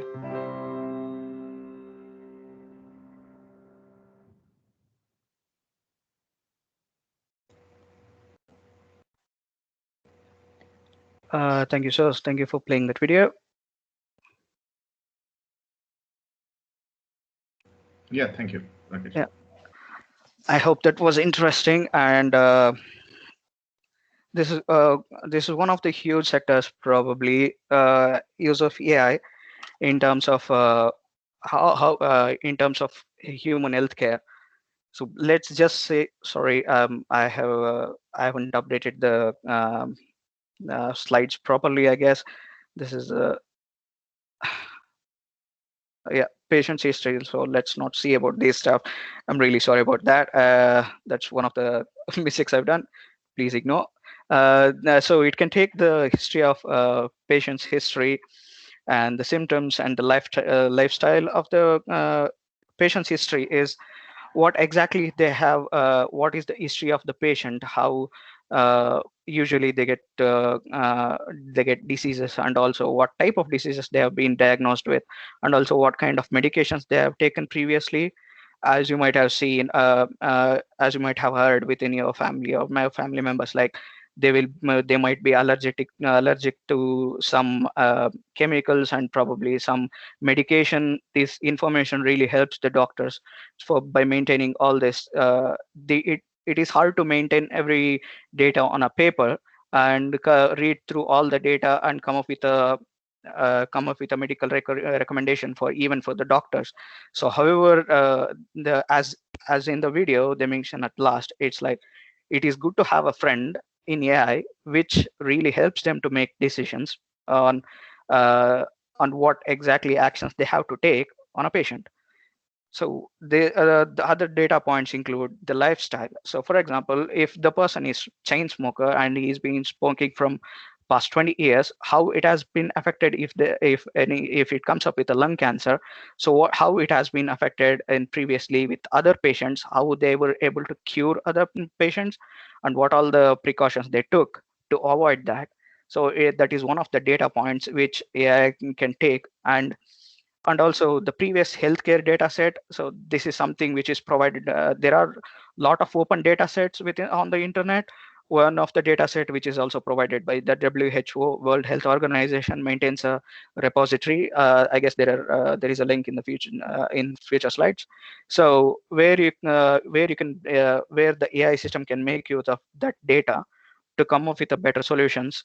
And also some other examples within the healthcare are, as I mentioned in the beginning, the genetic decode of some viruses like COVID virus. So AI played an important role in creating vaccine. As you might have seen, creating a vaccine isn't easier before understanding what exactly the virus does and how it can mutate.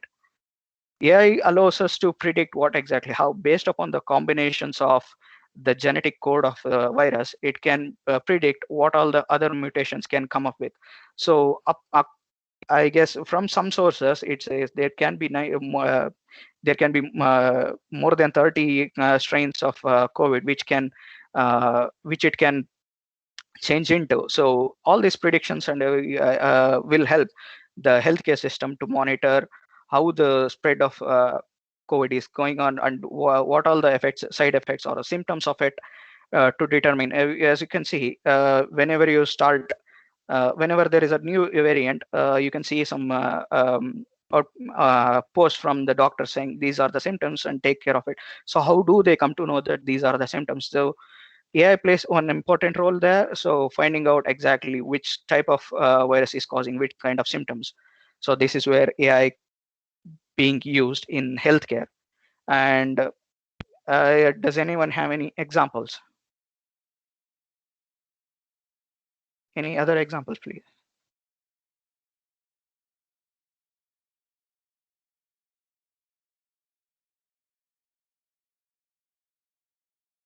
Right. Thank you. Let's get to the next stage is banking. So this might have affected most of your the people who are holding who are holding a bank account will definitely have experience with it. It's like how banking is using AI to come up with solutions to provide better customer support. It can be better making decisions. So for example, whenever you apply for a credit or a loan approval, of course, in previous days, they used to check for their, they have to go through all the records and had to go through their property and what they're worth and everything manually. But with introduction of AI, this can be under in previously, if you it's before the AI, when everything was manual, there involved some bias as well. For example, the bank manager might not like the person, and he might not be willing to give a loan. So that's one of the cons of having it in a manual process. But however, with the introduction of, I'm not saying everything is already existing in banking with AI. So these are some products which topmost banks are using these days to provide better customer service. So it will make, for example, let's take an example of credit loan approval. So it will look at your credit history. There are some independent credit history management tools like Experian, which are Experian is one of the huge one of the huge API which which maintains historical data for a customer based upon the information, like whatever the information you give, they track with your PAN card number, or maybe they can make use of your phone number to which the bank accounts it has been linked. So these are some things which you might want to look into as well in terms of data protection, how your data is being used as well. So that data protection is a whole new topic where how these companies are making use of your own personal data to come up with solutions. Maybe that might be useful for you, or maybe against your will. So that is a whole another topic. So here, these expert systems, this banking credit loan approval, it comes under category of expert system. It's like it learns from previous experiences. And also, for example, if I apply for a credit loan, it look at my credit history, all my data sets, expenses, incomes, and demographics.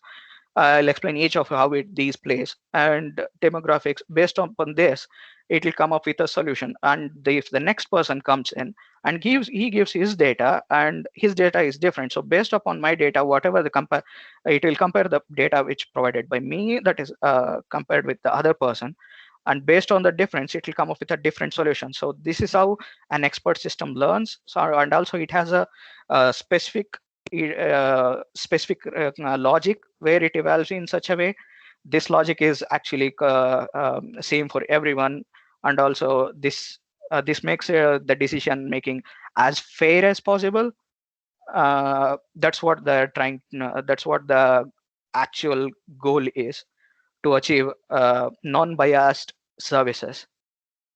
So let's say in the expenses, how much you spend, how much is your salary, and how much you spend, and what are your demographics. You might be thinking how the demographics of a person can affect on credit loan approval. So demographics is where the person is from and what is the value of his. For example, if you have a if you have a certain amount of land, so where that land where that land is, so even that affects the credit loan. And this actually AI takes care of takes account into all these factors. There are many other factors, so it takes care of all the data points and comes up with a solution for the people who are bank managers or maybe other loan approvers to come up with a better decision whether to give you a loan or not. So, and also with the introduction of internet, everything can be done. You don't have to go to the bank. So you can just provide your basic details like your phone number, PAN number, and details into a banking system, and it will give a decision whether you can apply for a credit loan or not.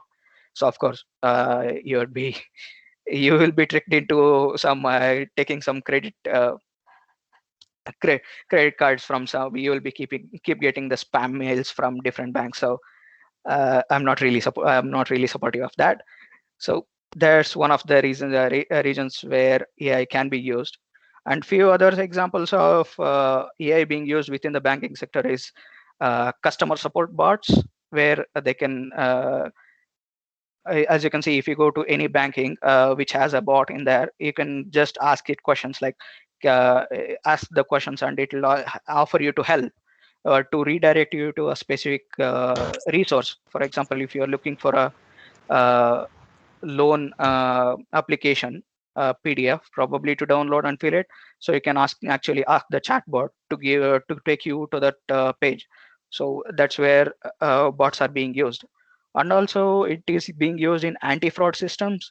For example, you might have experience or not, but if you make some strange transfers, for example, let's say you were historically you've been making transfer to account, you've been making transfers up to maybe 10,000 probably, and suddenly to a whole new account you're trying to make a transaction of maybe more than 1 lakh. And system, you might have received a call from the bank representative saying, is this are you authorizing this transaction? So that's where the AI comes in. AI detects these anomalies and also anti-patterns, where these patterns of the banking history, and also it comes across all the patterns of your bank history transfers and stuff to give more easier experience to you and also more security. This is one of the examples of AI being used in anti-fraud. The anti-fraud is not just within the banking. Anti-fraud is being used in technological cyber security as well. So how it will take the patterns, like how it will analyze the patterns taken by a hacker, and it can analyze if he is a hacker or not. So based on the patterns, as you can see, if you go into websites, in some websites you might be asked to give identify as a human, because it might have found some abnormal behavior within the request. So that's one of the things anti-fraud systems getting triggered by AI. Yeah, those are some of the real life examples with banking. Does anyone have any questions, please?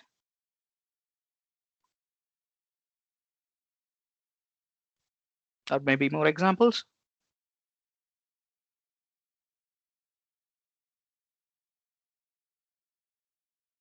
Right. Thank you.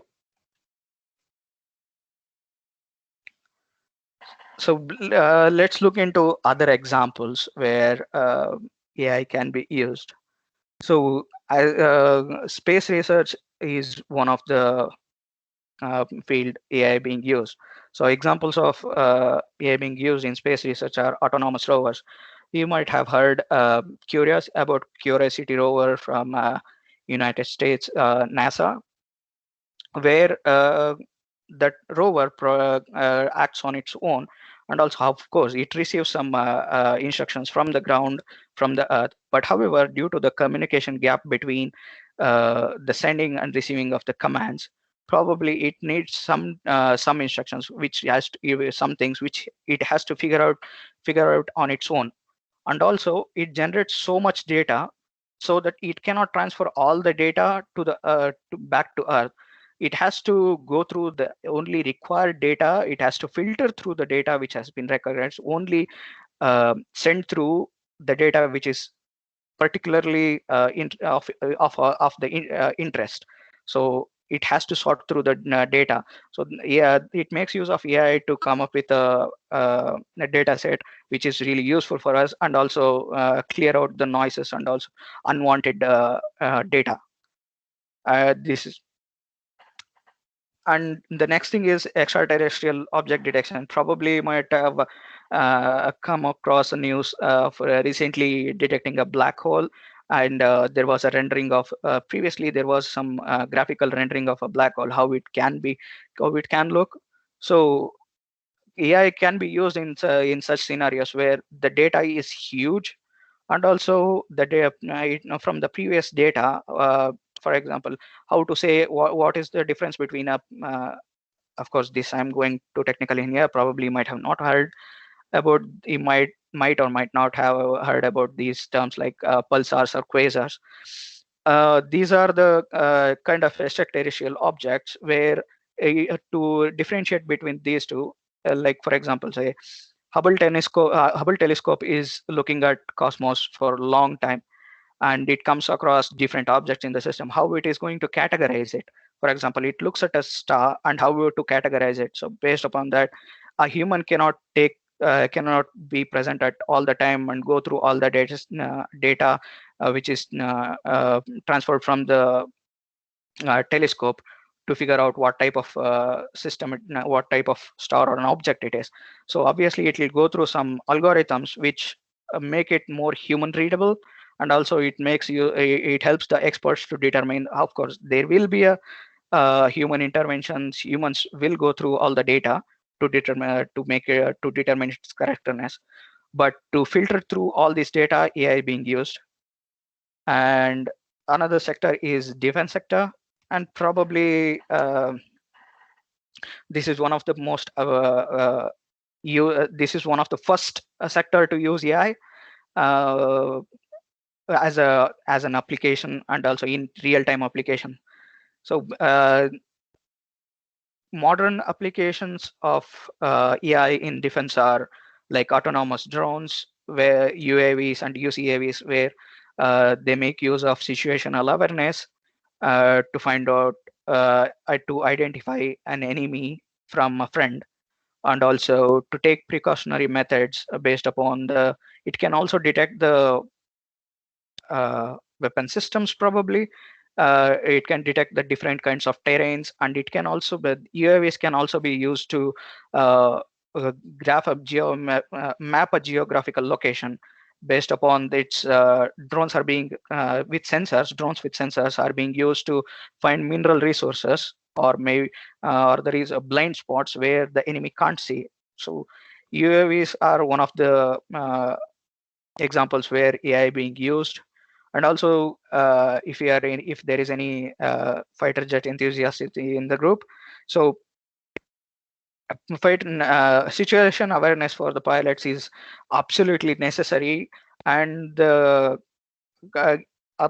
a pilot cannot go through all the details.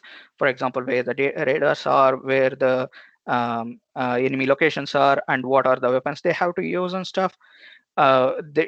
These AI systems can take all the data points and from all the sensors, different sensors like radar, and for infrared scanner, or maybe electronic warfare suit. So it can take the data from all the endpoints, and it can process and provide a specific decision what exactly the fighter pilot can do, instead of him overthinking everything. So situational awareness for a fighter is absolutely necessary, and AI plays a huge role in this sector as well. And let's get to education. This is something which I currently work with, and one of the things which I wanted to show was a chatbot, and I'm not really sure. It's like chatbots can be used to provide student support. These can be your one of the projects to build a bot where it answers some questions related. It might be answering questions related to your college, or maybe answering some questions related to your career. And also teachers can probably create a data model where they can perform curricular analysis and also performance of a student, or how a batch is performing compared to if you have the data of previous batches and previous subjects, how they scored, and how was the teaching was carried out, how many subjects were how many chapters were completed, and what was the final result. So you can make use of all this data to come up with an analysis where how you can improve the performance of the students and grow as an institute as well. So this is one of the areas which probably can make use of AI. Yeah, Mr. Rakesh, would you like to give any examples for the student support chatbot? Any applications? Definitely. That's one of the chatbots which I did in my master's. So I'm just going to. It was deployed to my university website. However, now it has been taken down since I'm no longer a student. So let me just show the previous conversations with it.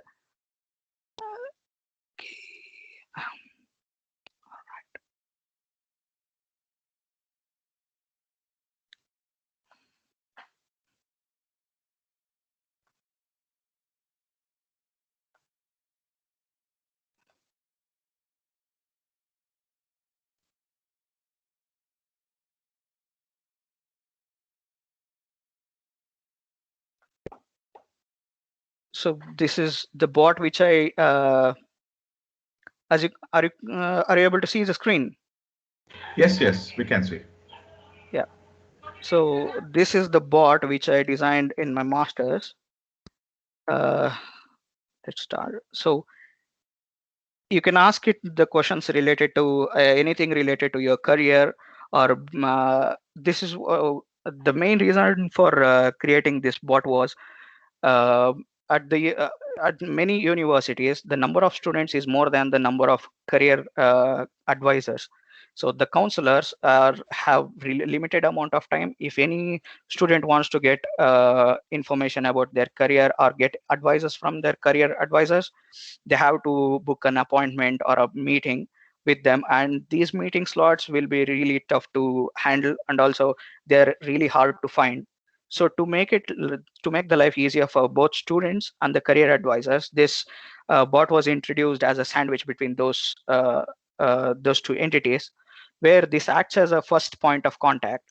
If any student has any queries, or maybe a simple query which they want to ask the consultant, technical career advisor, they can come. They can go to the bot. So this bot was developed using Microsoft Bot Framework, and this was deployed into all major social media uh,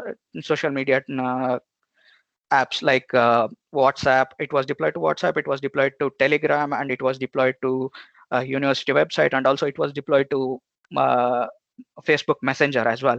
So the students can make use of any app and add this bot as a contact and make start asking questions to it. So based upon your question, it will give you the information what you require, and also it suggests the relative it also suggests the relative questions you might ask in the future. So as you can see, here I asked for an appointment. Where I can get appointment? So it gives the answer, and also it gives the other options. So appointment, it can you can go to the, if you click on the appointment picker, it will take you to the website where you can book an appointment. And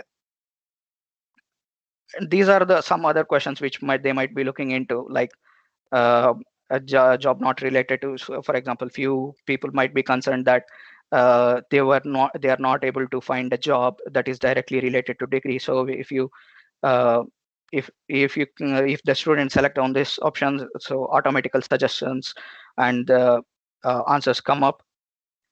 And also for CV guide, like how the our student can prepare his CV. And this bot was capable of going through your CV and suggest the careers for you based upon the keywords within your CV. So this was one of the examples. And also you can download different kinds of CV templates based upon the department. For example, if you are in CST department, you can download a CV that is specifically made for CS students and for any other branches of engineering. So this was this was a supporting project, a supporting software for my main thesis. So these are the things which you can build on your own. Does anyone have any questions?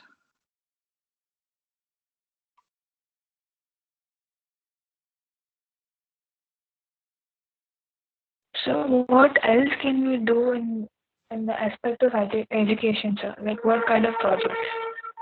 Yeah, I'll be covering them in the next slides. In the upcoming slides, I'll try to cover those stuff. Yeah, I won't bore you guys anymore, but let's get to the next things. Hopefully these are the next things. Okay. So as the student exactly asked a question previously, saying whether the unsupervised learning was harmful. So that is one of the concerns with modern AI. So these are the current some of the main concerns of AI currently. So you might be thinking AI is not all good. So AI can never be all good. There are some side effects of it and also some concerns related to it. So some of them are technological singularity. For example, AI surpassing the human intelligence. Like as I say, this is in theoretical yet. So probably in the future, it might happen in the future. This concerns with AI models or AI system where it surpasses it is no longer under control of a human. So for example, probably I'm not sure if you might have heard this news, recent drone attack by Turkish drone which attacked a civilian without any instructions from the controller. So it did autonomous attack on a user. So this is one of the this is one of the recent examples where technological singularity can have problems with how AI can have problems with technological singularity. And the next thing is a problem with is impact on jobs.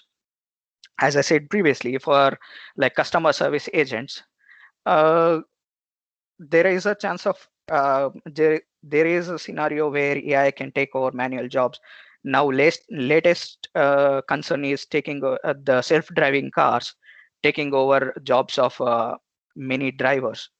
And I would say that is one of the problems. That is one of the imminent problem. However, it can be opportunity at the same time for the people who are drivers can take up another career or career to they can change their career. And example in previously in the same terms of drivers, previously there were human cyclists. So where they used to take in ancient times, they used to take people on bicycles or whatever, the tram or anything. So those, since the introduction of cars, many people thought they will be extinct. But however, they moved on. They learned a new skill. Like probably they might learn driving, and they can move on to next driving cars in the same sector. The same similar to that, yeah, it can have a negative effect as well. But however, it can come up with a better society as well, and also come up with a better solution for a better career for a person. So personally, I've known people who are working in customer support. Due to introduction of AI, they have moved into taking. They were actually they were comfortable at their jobs, but however, due to introduction of this, they were forced to learn new technologies, and also they are now currently are in software development, which is like they're making more money out of it, and also they don't have to spend times during the night shifts. So that's, I would say, few of them say it is one of the good things which has happened to them. So AI can do. AI is something which can bring out best in you. So that's the reason why I put it as probably a misconception. It depends on the whole perspective. You can actually debate about it whole day, and each of you can have different views on it. So it depends on the perspectives. The next thing is about privacy. So you might have heard about Facebook and Cambridge Analytica scandal, where the Facebook user data was used unauthorizedly and in unethical way by Cambridge Analytica, and also it was exposed as well. User data was misused. So this is one of the concerns with AI. Since with the unsupervised learning, you never know what kind of data being gets accessed, and with the introduction of you might be seeing these days, like you might be getting notification on WhatsApp. Whenever you open a WhatsApp, you might be asking for a to agree a terms and conditions. So that's one of the concerns with AI, where AI can make use of, if you agree for that, AI can make use of the data, whatever the miscellaneous data you are providing. That might not take specific data, that might gather anonymous data related to whatever the keywords you are searching to. For example, if you make a payment, even the payment option is now in WhatsApp. So if you make a payment, they can suggest you a different bank. Probably if you're working, it will get the details of which bank you are banking with, and probably it can partner with another bank and suggest you a different bank with different kind of services. So this is some problem with the AI, and there are concerns with accessing personal data. And for this, there are many policies which are coming up recently, and there might be a new, in recent news, there was a case between Indian government and the Twitter over privacy concerns. So that's one of the concerns with AI as well. And another thing is bias discrimination. So the most recent example I can give was a recent language discrimination by Google. So if you search for the most ugliest language in India or in the world, it was showing Kannada. So this was a technical bias. Sorry? Is anyone trying to talk? Please go ahead. No, it's me, Divyaraj. All right. Yeah. So in recent, there was a huge news, and also Google apologized for it. So this is one of the side effects of AI. Like AI Google does make use of AI to come up with better search results based upon the search pattern of a user. So if you keep on searching for anything, something related, if you keep on searching for software related courses, like if you keep on going to Udemy courses, it obviously shows the links related to Udemy first rather than any other coaching websites. So based upon that, the algorithm which goes through the web crawler also make use of AI. Google web crawler make use of AI, and it somehow stumbled upon this blog where it was written by some person. So this can be a bias where the data which is learning, the engine is learning on its own, and it doesn't know exactly is it right or not. So this is one of the technical biases with AI. And you can think of another example in bias is that, for example, if a racist designs AI model, for example, let's say a Nazi supporter designs a AI bot where it considers all all Jews probably as sinners or probably as enemies. So if he creates a model, there will be a bias from his side. The person who is there will be always a bias from the human side as well who creates it.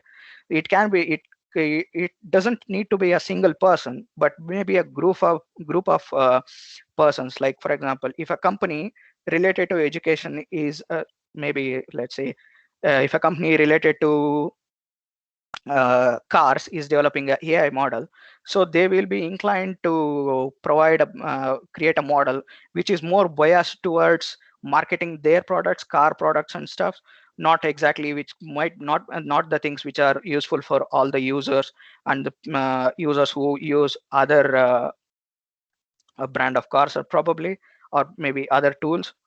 So the technical bias will always be there within the AI. And yeah, this was a great example of mistake of AI. Does anyone have any other examples, please?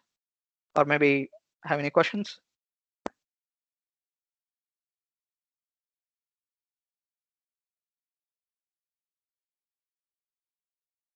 All right.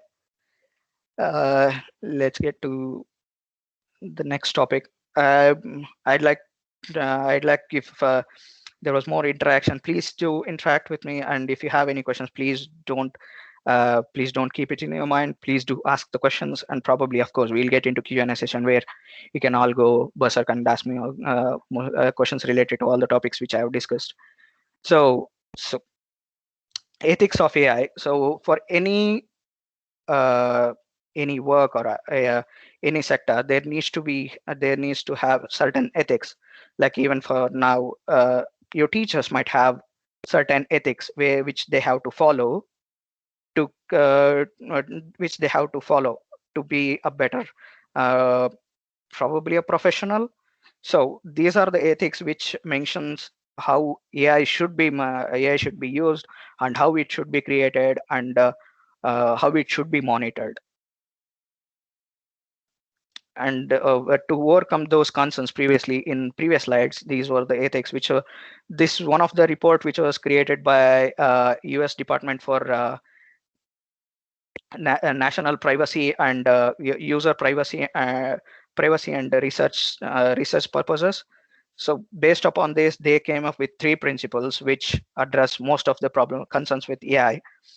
That is respect for the persons concerned with privacy of a user or subject. It's like as I said AI can the companies, not the AIs, the companies can make use of customer data to feed into their AI and to come up with some solutions. But however, the customer or the user should be in sole possession of should have all the rights to access to his data, to delete it or to modify it or to no longer share the data. So this is one of the concerns which is concerned with data privacy. And beneficence is a principle where it mentions the concerns related to gender, political learnings, and of course there is a live example which I can give that I would say it is still a bias, is that I'm not really sure, it depends on the perspective. For example, if you search for India map in India, the map is shown in a different way. But if you see in the same map, if you search for the same Indian map in the UK, the map is different. So based upon the location and politics as well, based upon the country you are in, based upon the relations with that country, the suggestions might change. And also if there was some funny memes where if you search for some stupid or idiot, Donald Trump's image was coming up. So that was one of the problems with AI bias. So this is one of the principle which deals with all the race, anything related to demographics of a user or a person. And justice. This principle deals with treating all the users in a fair and equality. For example, if there are 10 users who are taking part in a research which is related to AI, they have to be treated in a same way. All the research participants have to be treated in fair and inequally, and they have to be taken. They have to have same rights on their data and same rights on expressing their views as well. So this is one of the basic principles of basic principles within ethics of AI. Does anyone have any questions, please?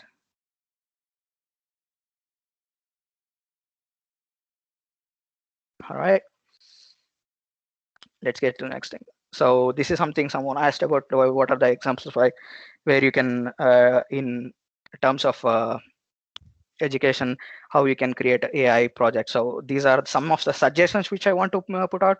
Probably that might be easy. I thought it would be helpful for you guys as students. So you can create a chatbot, as shown in my example. You can create your own chatbot, which provides maybe course probably related to course recommendation, or probably related to answering questions for choosing which branch they want to go to. For example, after completing a second POC, the students will have a lot of questions, what they want to get into, and if they go to engineering, what all the things they can explore, what all the careers they can take up, and what is the, if they have scored very less rank, what all the other options which they can take apart from engineering, not just medical and engineering, what all the sectors they have, they can take and also be successful at it. So you can create a bot which suggests them related to their future education career. So that's one of the projects you can work on. And also AI-based traffic control. This is something which can be definitely used in India due to all traffic congestions and stuff. It's like currently the traffic signals are timed. So for example, even though there are no vehicles in a lane, still it will be a green light, and it's the other lane will be stuffed, like swamped with all the vehicles. They'll be still honking. So we can make use of AI where they can detect the crowd and also detect the cluster of cars, and probably give more time to that side of lane, probably just and also for monitoring at which time the traffic is more, to suggest more to create more alternative roads, or probably alternative routes for the travelers to take. So you can come up with that solution as well. And another is course recommendation. Is like, since you joined into engineering, since you are being a CSE students, so you might be looking into, for example, if you are interested in AI, you can create a bot or the AI system where it suggests, based upon your interest, it suggests your which based upon the reviews, you can collect all the data of reviews and what all the topics covered within a course on online, maybe within any website. Let's call it be Udemy, Pluralsight, or an academy, whatever the learning platforms are. You can make use of their current interests and come up with suggestions for them. That's one of the projects which you can do. And the next is question predictor. Is if anyone comes up with this AI solution, I would be really impressed, and also many of your friends will thank you for everything. Thank you for ever. Is that many of us, since even when I was a student, I used to see the previous question papers and to predict what would be the questions related to this topic in this exam will be a huge boon for every student. So you can probably create a model where it takes data from previous question papers, and it gathers the information of which area within the subject, and also which concepts are asked more within an exam. So you can create a model for creating questions predictor. And also even teachers can make use of this model to create the question papers. To create the question papers as well. So to come up with you might have to spend a lot of time to come up with a question paper and setting the marks for this exact question, how much marks this need to provide and everything. So probably can make use of this AI product to create your multiple versions of a question paper and probably different marking systems as well. So that's one of the projects you can do. And next thing is CV summarizer. Since you are in second year students, since you are in second year, probably this is more related to final year students. So many students do mistakes in their CVs, and they can make use of this CV summarizer, where you can go through if a person can a student can input their CV, and your model can go through the key components of within their CV and make some change, make some suggestions based on that, and also suggest which all the jobs they can apply to, and also they can suggest which all the based upon their interest, they can suggest which companies are better suited for them based upon their habits as well. So this is something which you guys can look into. I hope these can be helpful for you guys. Does anyone have any other examples? Or maybe you can keep it to yourself if you are concerned with if someone else still said. Does anyone have any examples? Other examples, please.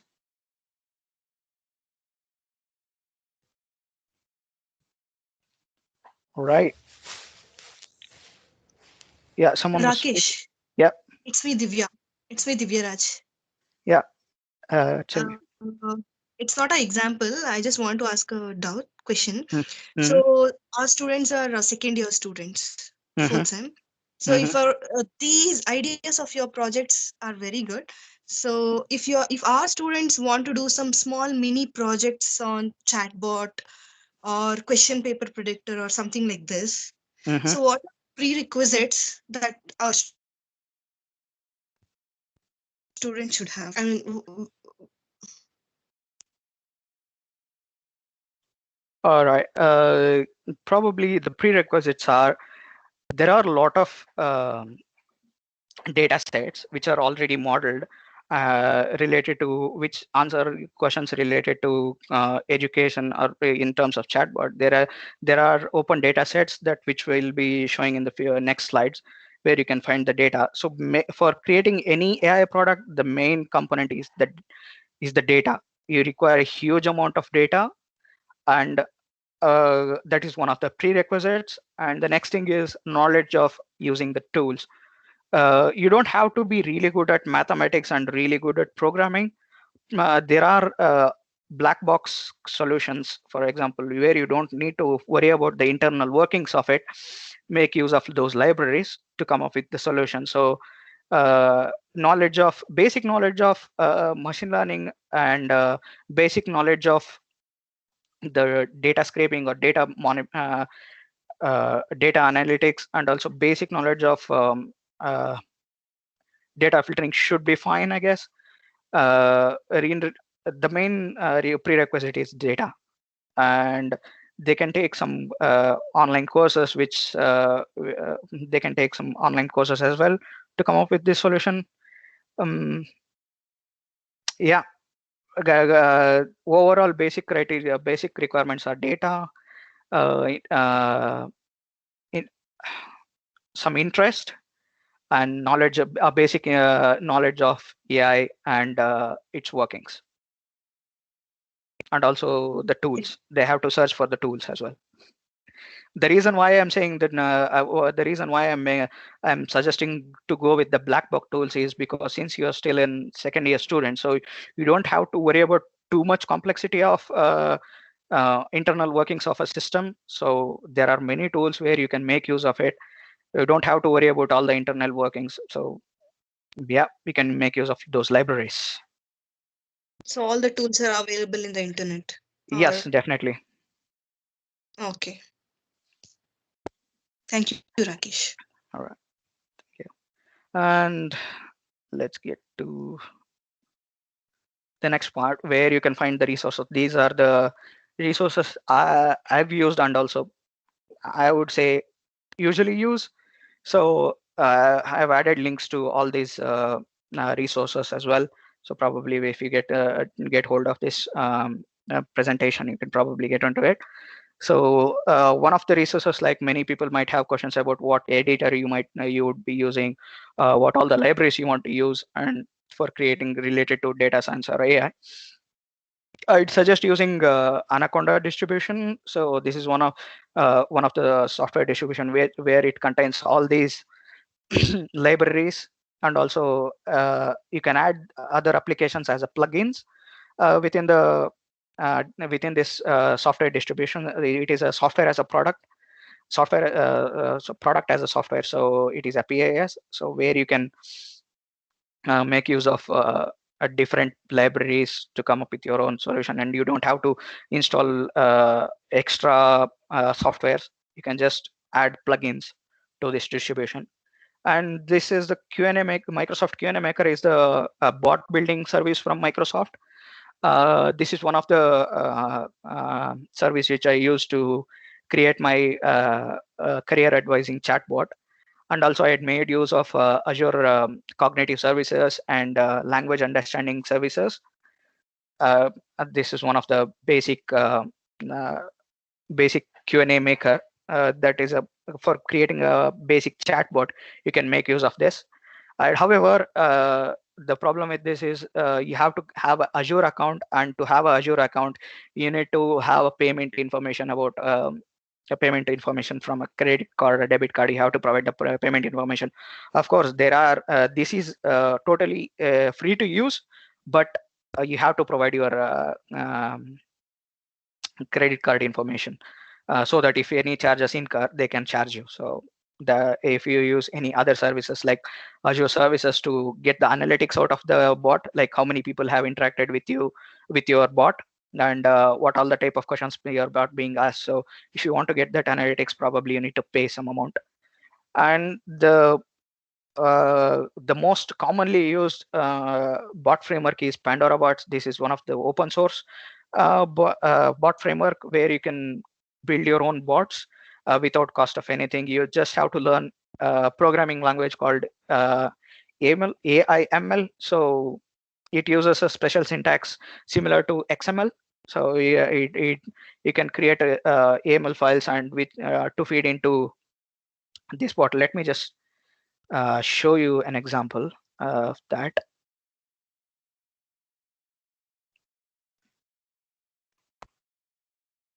So for example, this is a directory, bot directory, where it contains all the bots. However, the catch with Pandora Bots is whichever the bot you develop on the Pandora Bots in the free subscription, your bot is going to be publicly visible to anyone who is able to access it. However, your data won't be visible to them, but they can access your bots. So this is one of the bot which I'm so if you want to see the structure, so it has a code editor, and this is just, so this is the format of an email. So you can add different categories, different types of patterns. Like if they say, hey, what is the followed by it? If anything followed by it, this is the answer you have to give. So based on that, it has some wild characters as well, where it can match to any type of inputs.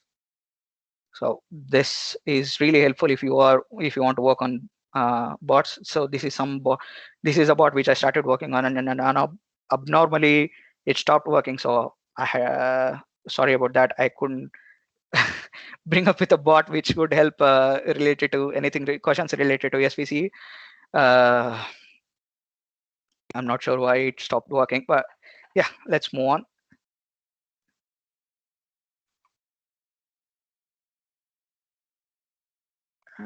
Okay, so this is one, you can go to any bot and start asking questions like, hey, oh, you can create all these graphics and everything using this Pandora bots. This is something which I do for fun. Probably you can play around with, and that's related to bots. And other libraries, apart from the standard libraries which are provided by Conda distributions, you can make use of other libraries like OpenCV. OpenCV is a library which is used for computer vision. So you can make use of this library. And Keras is one of the alternatives for TensorFlow. TensorFlow, that is machine learning kit. where it provides all the tools and functions for creating complex complex solutions, and also for solving complex mathematical problems. Of course, this is not all fancy things. However, if you are getting into machine learning, AI stuff, I would definitely suggest you to brush up your mathematical skills, because definitely it would require some mathematical skills too if you want to create a model from scratch, and also if you want to build your own kind of customized bots.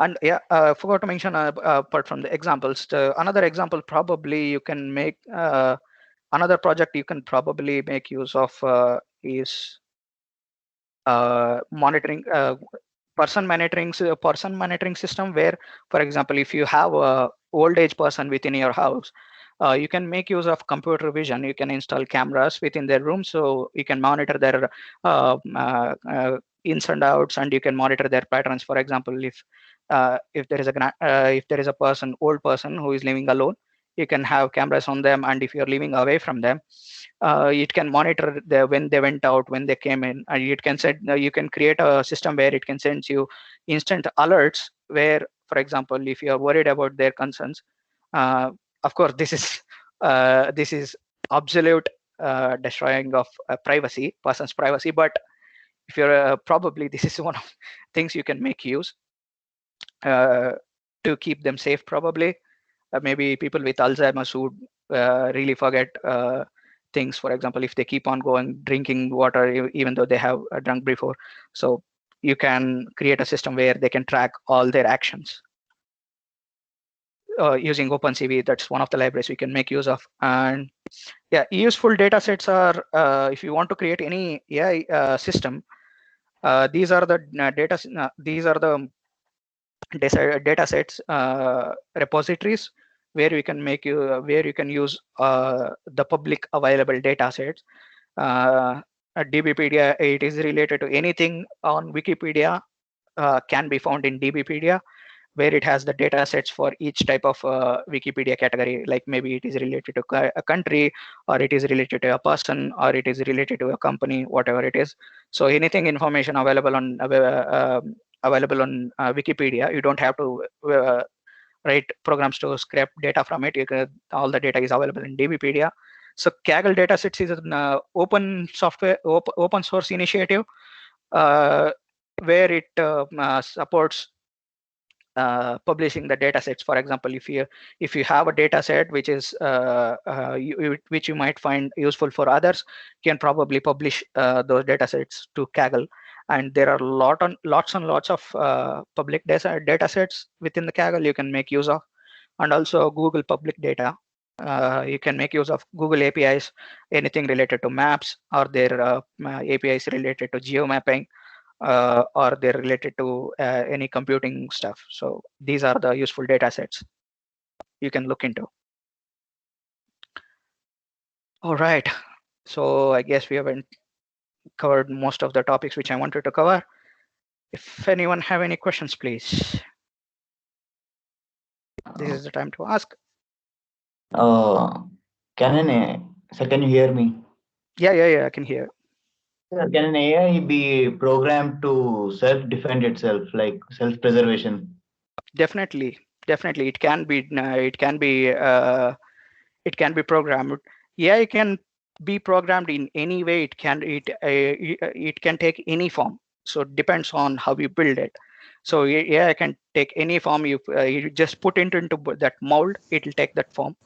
So if you want related, as you might have seen, the same self-protection systems, probably example would be a robo, where it is built into himself.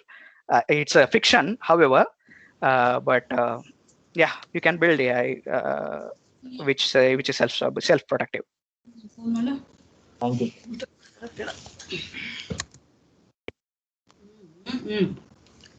Stupid fellow. Cynthia? Hello. Yeah, so students, if you have any more questions to be asked for Mr. Rakesh, you can ask him now. He's available for the question and answers.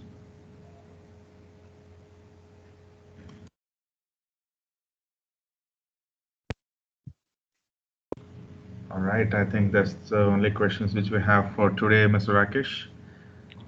All right, so I would take that as yeah, sure. Sir, this may sound funny, sir, but is there any possibility of having a Jarvis in real life? I'm not sure. Okay, I can nice answer question. it. Probably you can build your own. As I said, you can build your own smart home actually, which can automate for anything for you. You can create your own Jarvis, I guess. I don't think you will be able to. We are entering into a science fiction genre here, but it depends on what are your ambitions out of AI, and also it depends on what are your requirements. If you are saying like to like for Jarvis, I'm definitely sure that is something that's something to look into future. Not definitely not at this moment. Thank you, sir. Okay. And I would hope, since there are no questions, probably I've explained it so well, or I did really horrible. Okay, nothing like that. Yeah, I think students have enjoyed it. Okay. Right. Sir, it is a wonderful session, sir. There is no wonderful session. You given everything about AI, applications, examples, tools, where we can use data, how we can create our own bot. Everything is there, sir. It's an thank you very much. informative and wonderful presentation. Thank you. Thank you very much. Thank you for the appreciation. And yeah, finally, I'd like to thank the management, the principal, faculty, and most importantly, the students of SVCE for participating in the session and bearing with all my chatter and bearing with almost 2.5 hours of session. Thank you very much for being patient. And a special appreciation to all organizations, the organizer of this event, the staff and the student coordinators, and special shout out to the people who have contributed a lot in making this session a successful one. And I'd really request for feedback on this session, since this is being my first technical session. I'd really like to get feedback from everyone who have participated, so that I can improve myself and probably get more insights into your thinkings about AI, probably, or maybe you can provide, you can ask some questions if you have any now. A wonderful and very informative session, Mr. Rakesh. Thank you very much. Yeah, so I guess all of you have enjoyed this wonderful session. And anyhow, Mr. Rakesh, even I have taken some notes which I'll be going through, and I'll check out those Pandora and many of the applications which you actually gave regarding the bots generation. Yeah, I'll look into it and I'll try to generate it of my own where it can help the students also further. And yeah, definitely. Thank you. Yeah, you can definitely make use of those. Yeah. Thank you so much, Rakesh, for coming through for us. We are extremely grateful to you. Thank you very much. We look forward to having you again in our next sessions as well. Yeah, I also need to thank Mrs. Divyaraj also for getting a wonderful resource person for today. Thank you, Mrs. Divya. Thank you, sir. Yeah, thank you very much. I don't know what to call now, but probably Divya ma'am. But yeah, thank you very much for inviting me. Thank you, Rakesh. Okay then. Some student had a question, I guess. Yeah, anybody has any questions to be asked for Mr. Rakesh here? Yeah. Hello, sir. Sir, can strong AI be a threat to humans, sir? Yeah, in terms of yes, it can be probably based upon the bias it picks up. Of course, humans are threat to the humans itself. So anything which surpasses humans, which understands the human behavior, can be a threat, can be designated as a threat.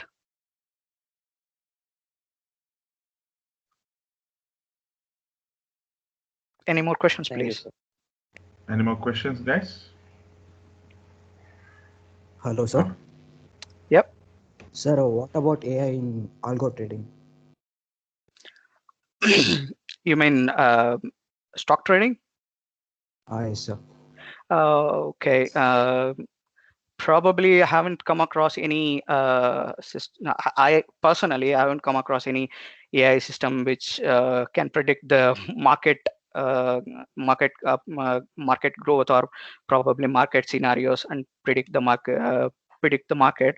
However, it is very manipulative and it can be manipulated by any humans. And this, since it has however, AI can be used for regulating that. For example, recently there was a problem with a stock which went so high, which was pumped by some people to so high, and also it fell so fast. I don't remember the name. Hope you can give me. Yeah. So that was one of the other things. So you definitely that was put into that was put under a tab for monitoring. So yeah, you can make use of AI to monitor such unprecedented changes and irregular activities within a stock. So you can definitely make use of AI to find the patterns, how the people are moving from one share to another, and definitely you can make use of AI there. But however, personally, I haven't come across any of the systems yet. Okay, sir. Thank you, sir.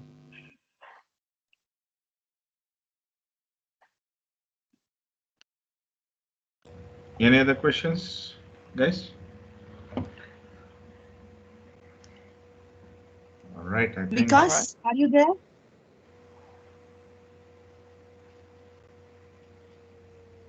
Vikas. Oh, Vikyat, sorry. Vikyat. Vikyat, yeah. Sir, Abhilash, then we can end up the session, no? Yeah, we can wind up with the session if you don't have any questions. Yeah, we can. Yeah, Vikyat. Sir, I'd like to thank the CD, Dr. Shashidhar Munyappa sir, for giving us the platform to conduct this event. I thank our beloved principal, Dr. Nageshwara Gupta sir, for motivating us to conduct this event. A special thanks to Rakesh Gattapur sir for taking time out of his busy schedule to give us this amazing and informative session on AI. I'd like to thank all the CSE staff for their support for the successful conduction of this event. Last but not least, I'd like to thank all the participants and all my 4th SEM CSE friends for attending this program and making it a success. Thank you. Okay, yeah, Vikyat, thank you for your wonderful management of the event. And I would request everybody to kindly switch on your cameras so that we'll take one group picture over here. So requesting everyone to switch on your webcam or the front camera. Requesting all the organizing members, student coordinators, faculty friends, and all the students here to enable their video feed so that a group photo can be taken. Yeah, this is what exactly it helps us tomorrow to just say that, yeah, the event was pretty much a good interactive session. So where we have many people who have gathered for this wonderful event. We'll wait for another 5-10 more seconds. So kindly enable your front camera. The presentees can also enable the front camera or the video feed.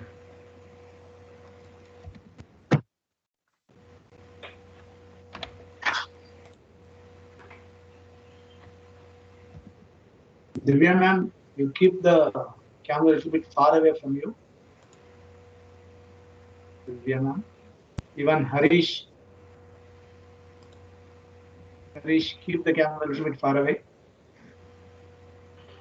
I'm not able to see your face properly. Kirtana, keep it a little bit far away. Prakash, Okay, it's fine. Abhi, sir? Yeah, I think it's fine now. Thank you, everyone. It was a wonderful event, and you have been a wonderful audience for our best presenter today. Thank you, Varindal. And yeah, I also tell Mr. Rakesh we'll be in touch with you regarding much more interesting sessions. Thank you all. Have a nice day. Stay safe. See ya. Thank you.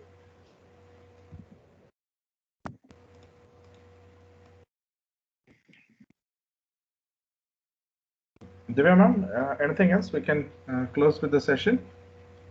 Prakash bhai, Prakash sir.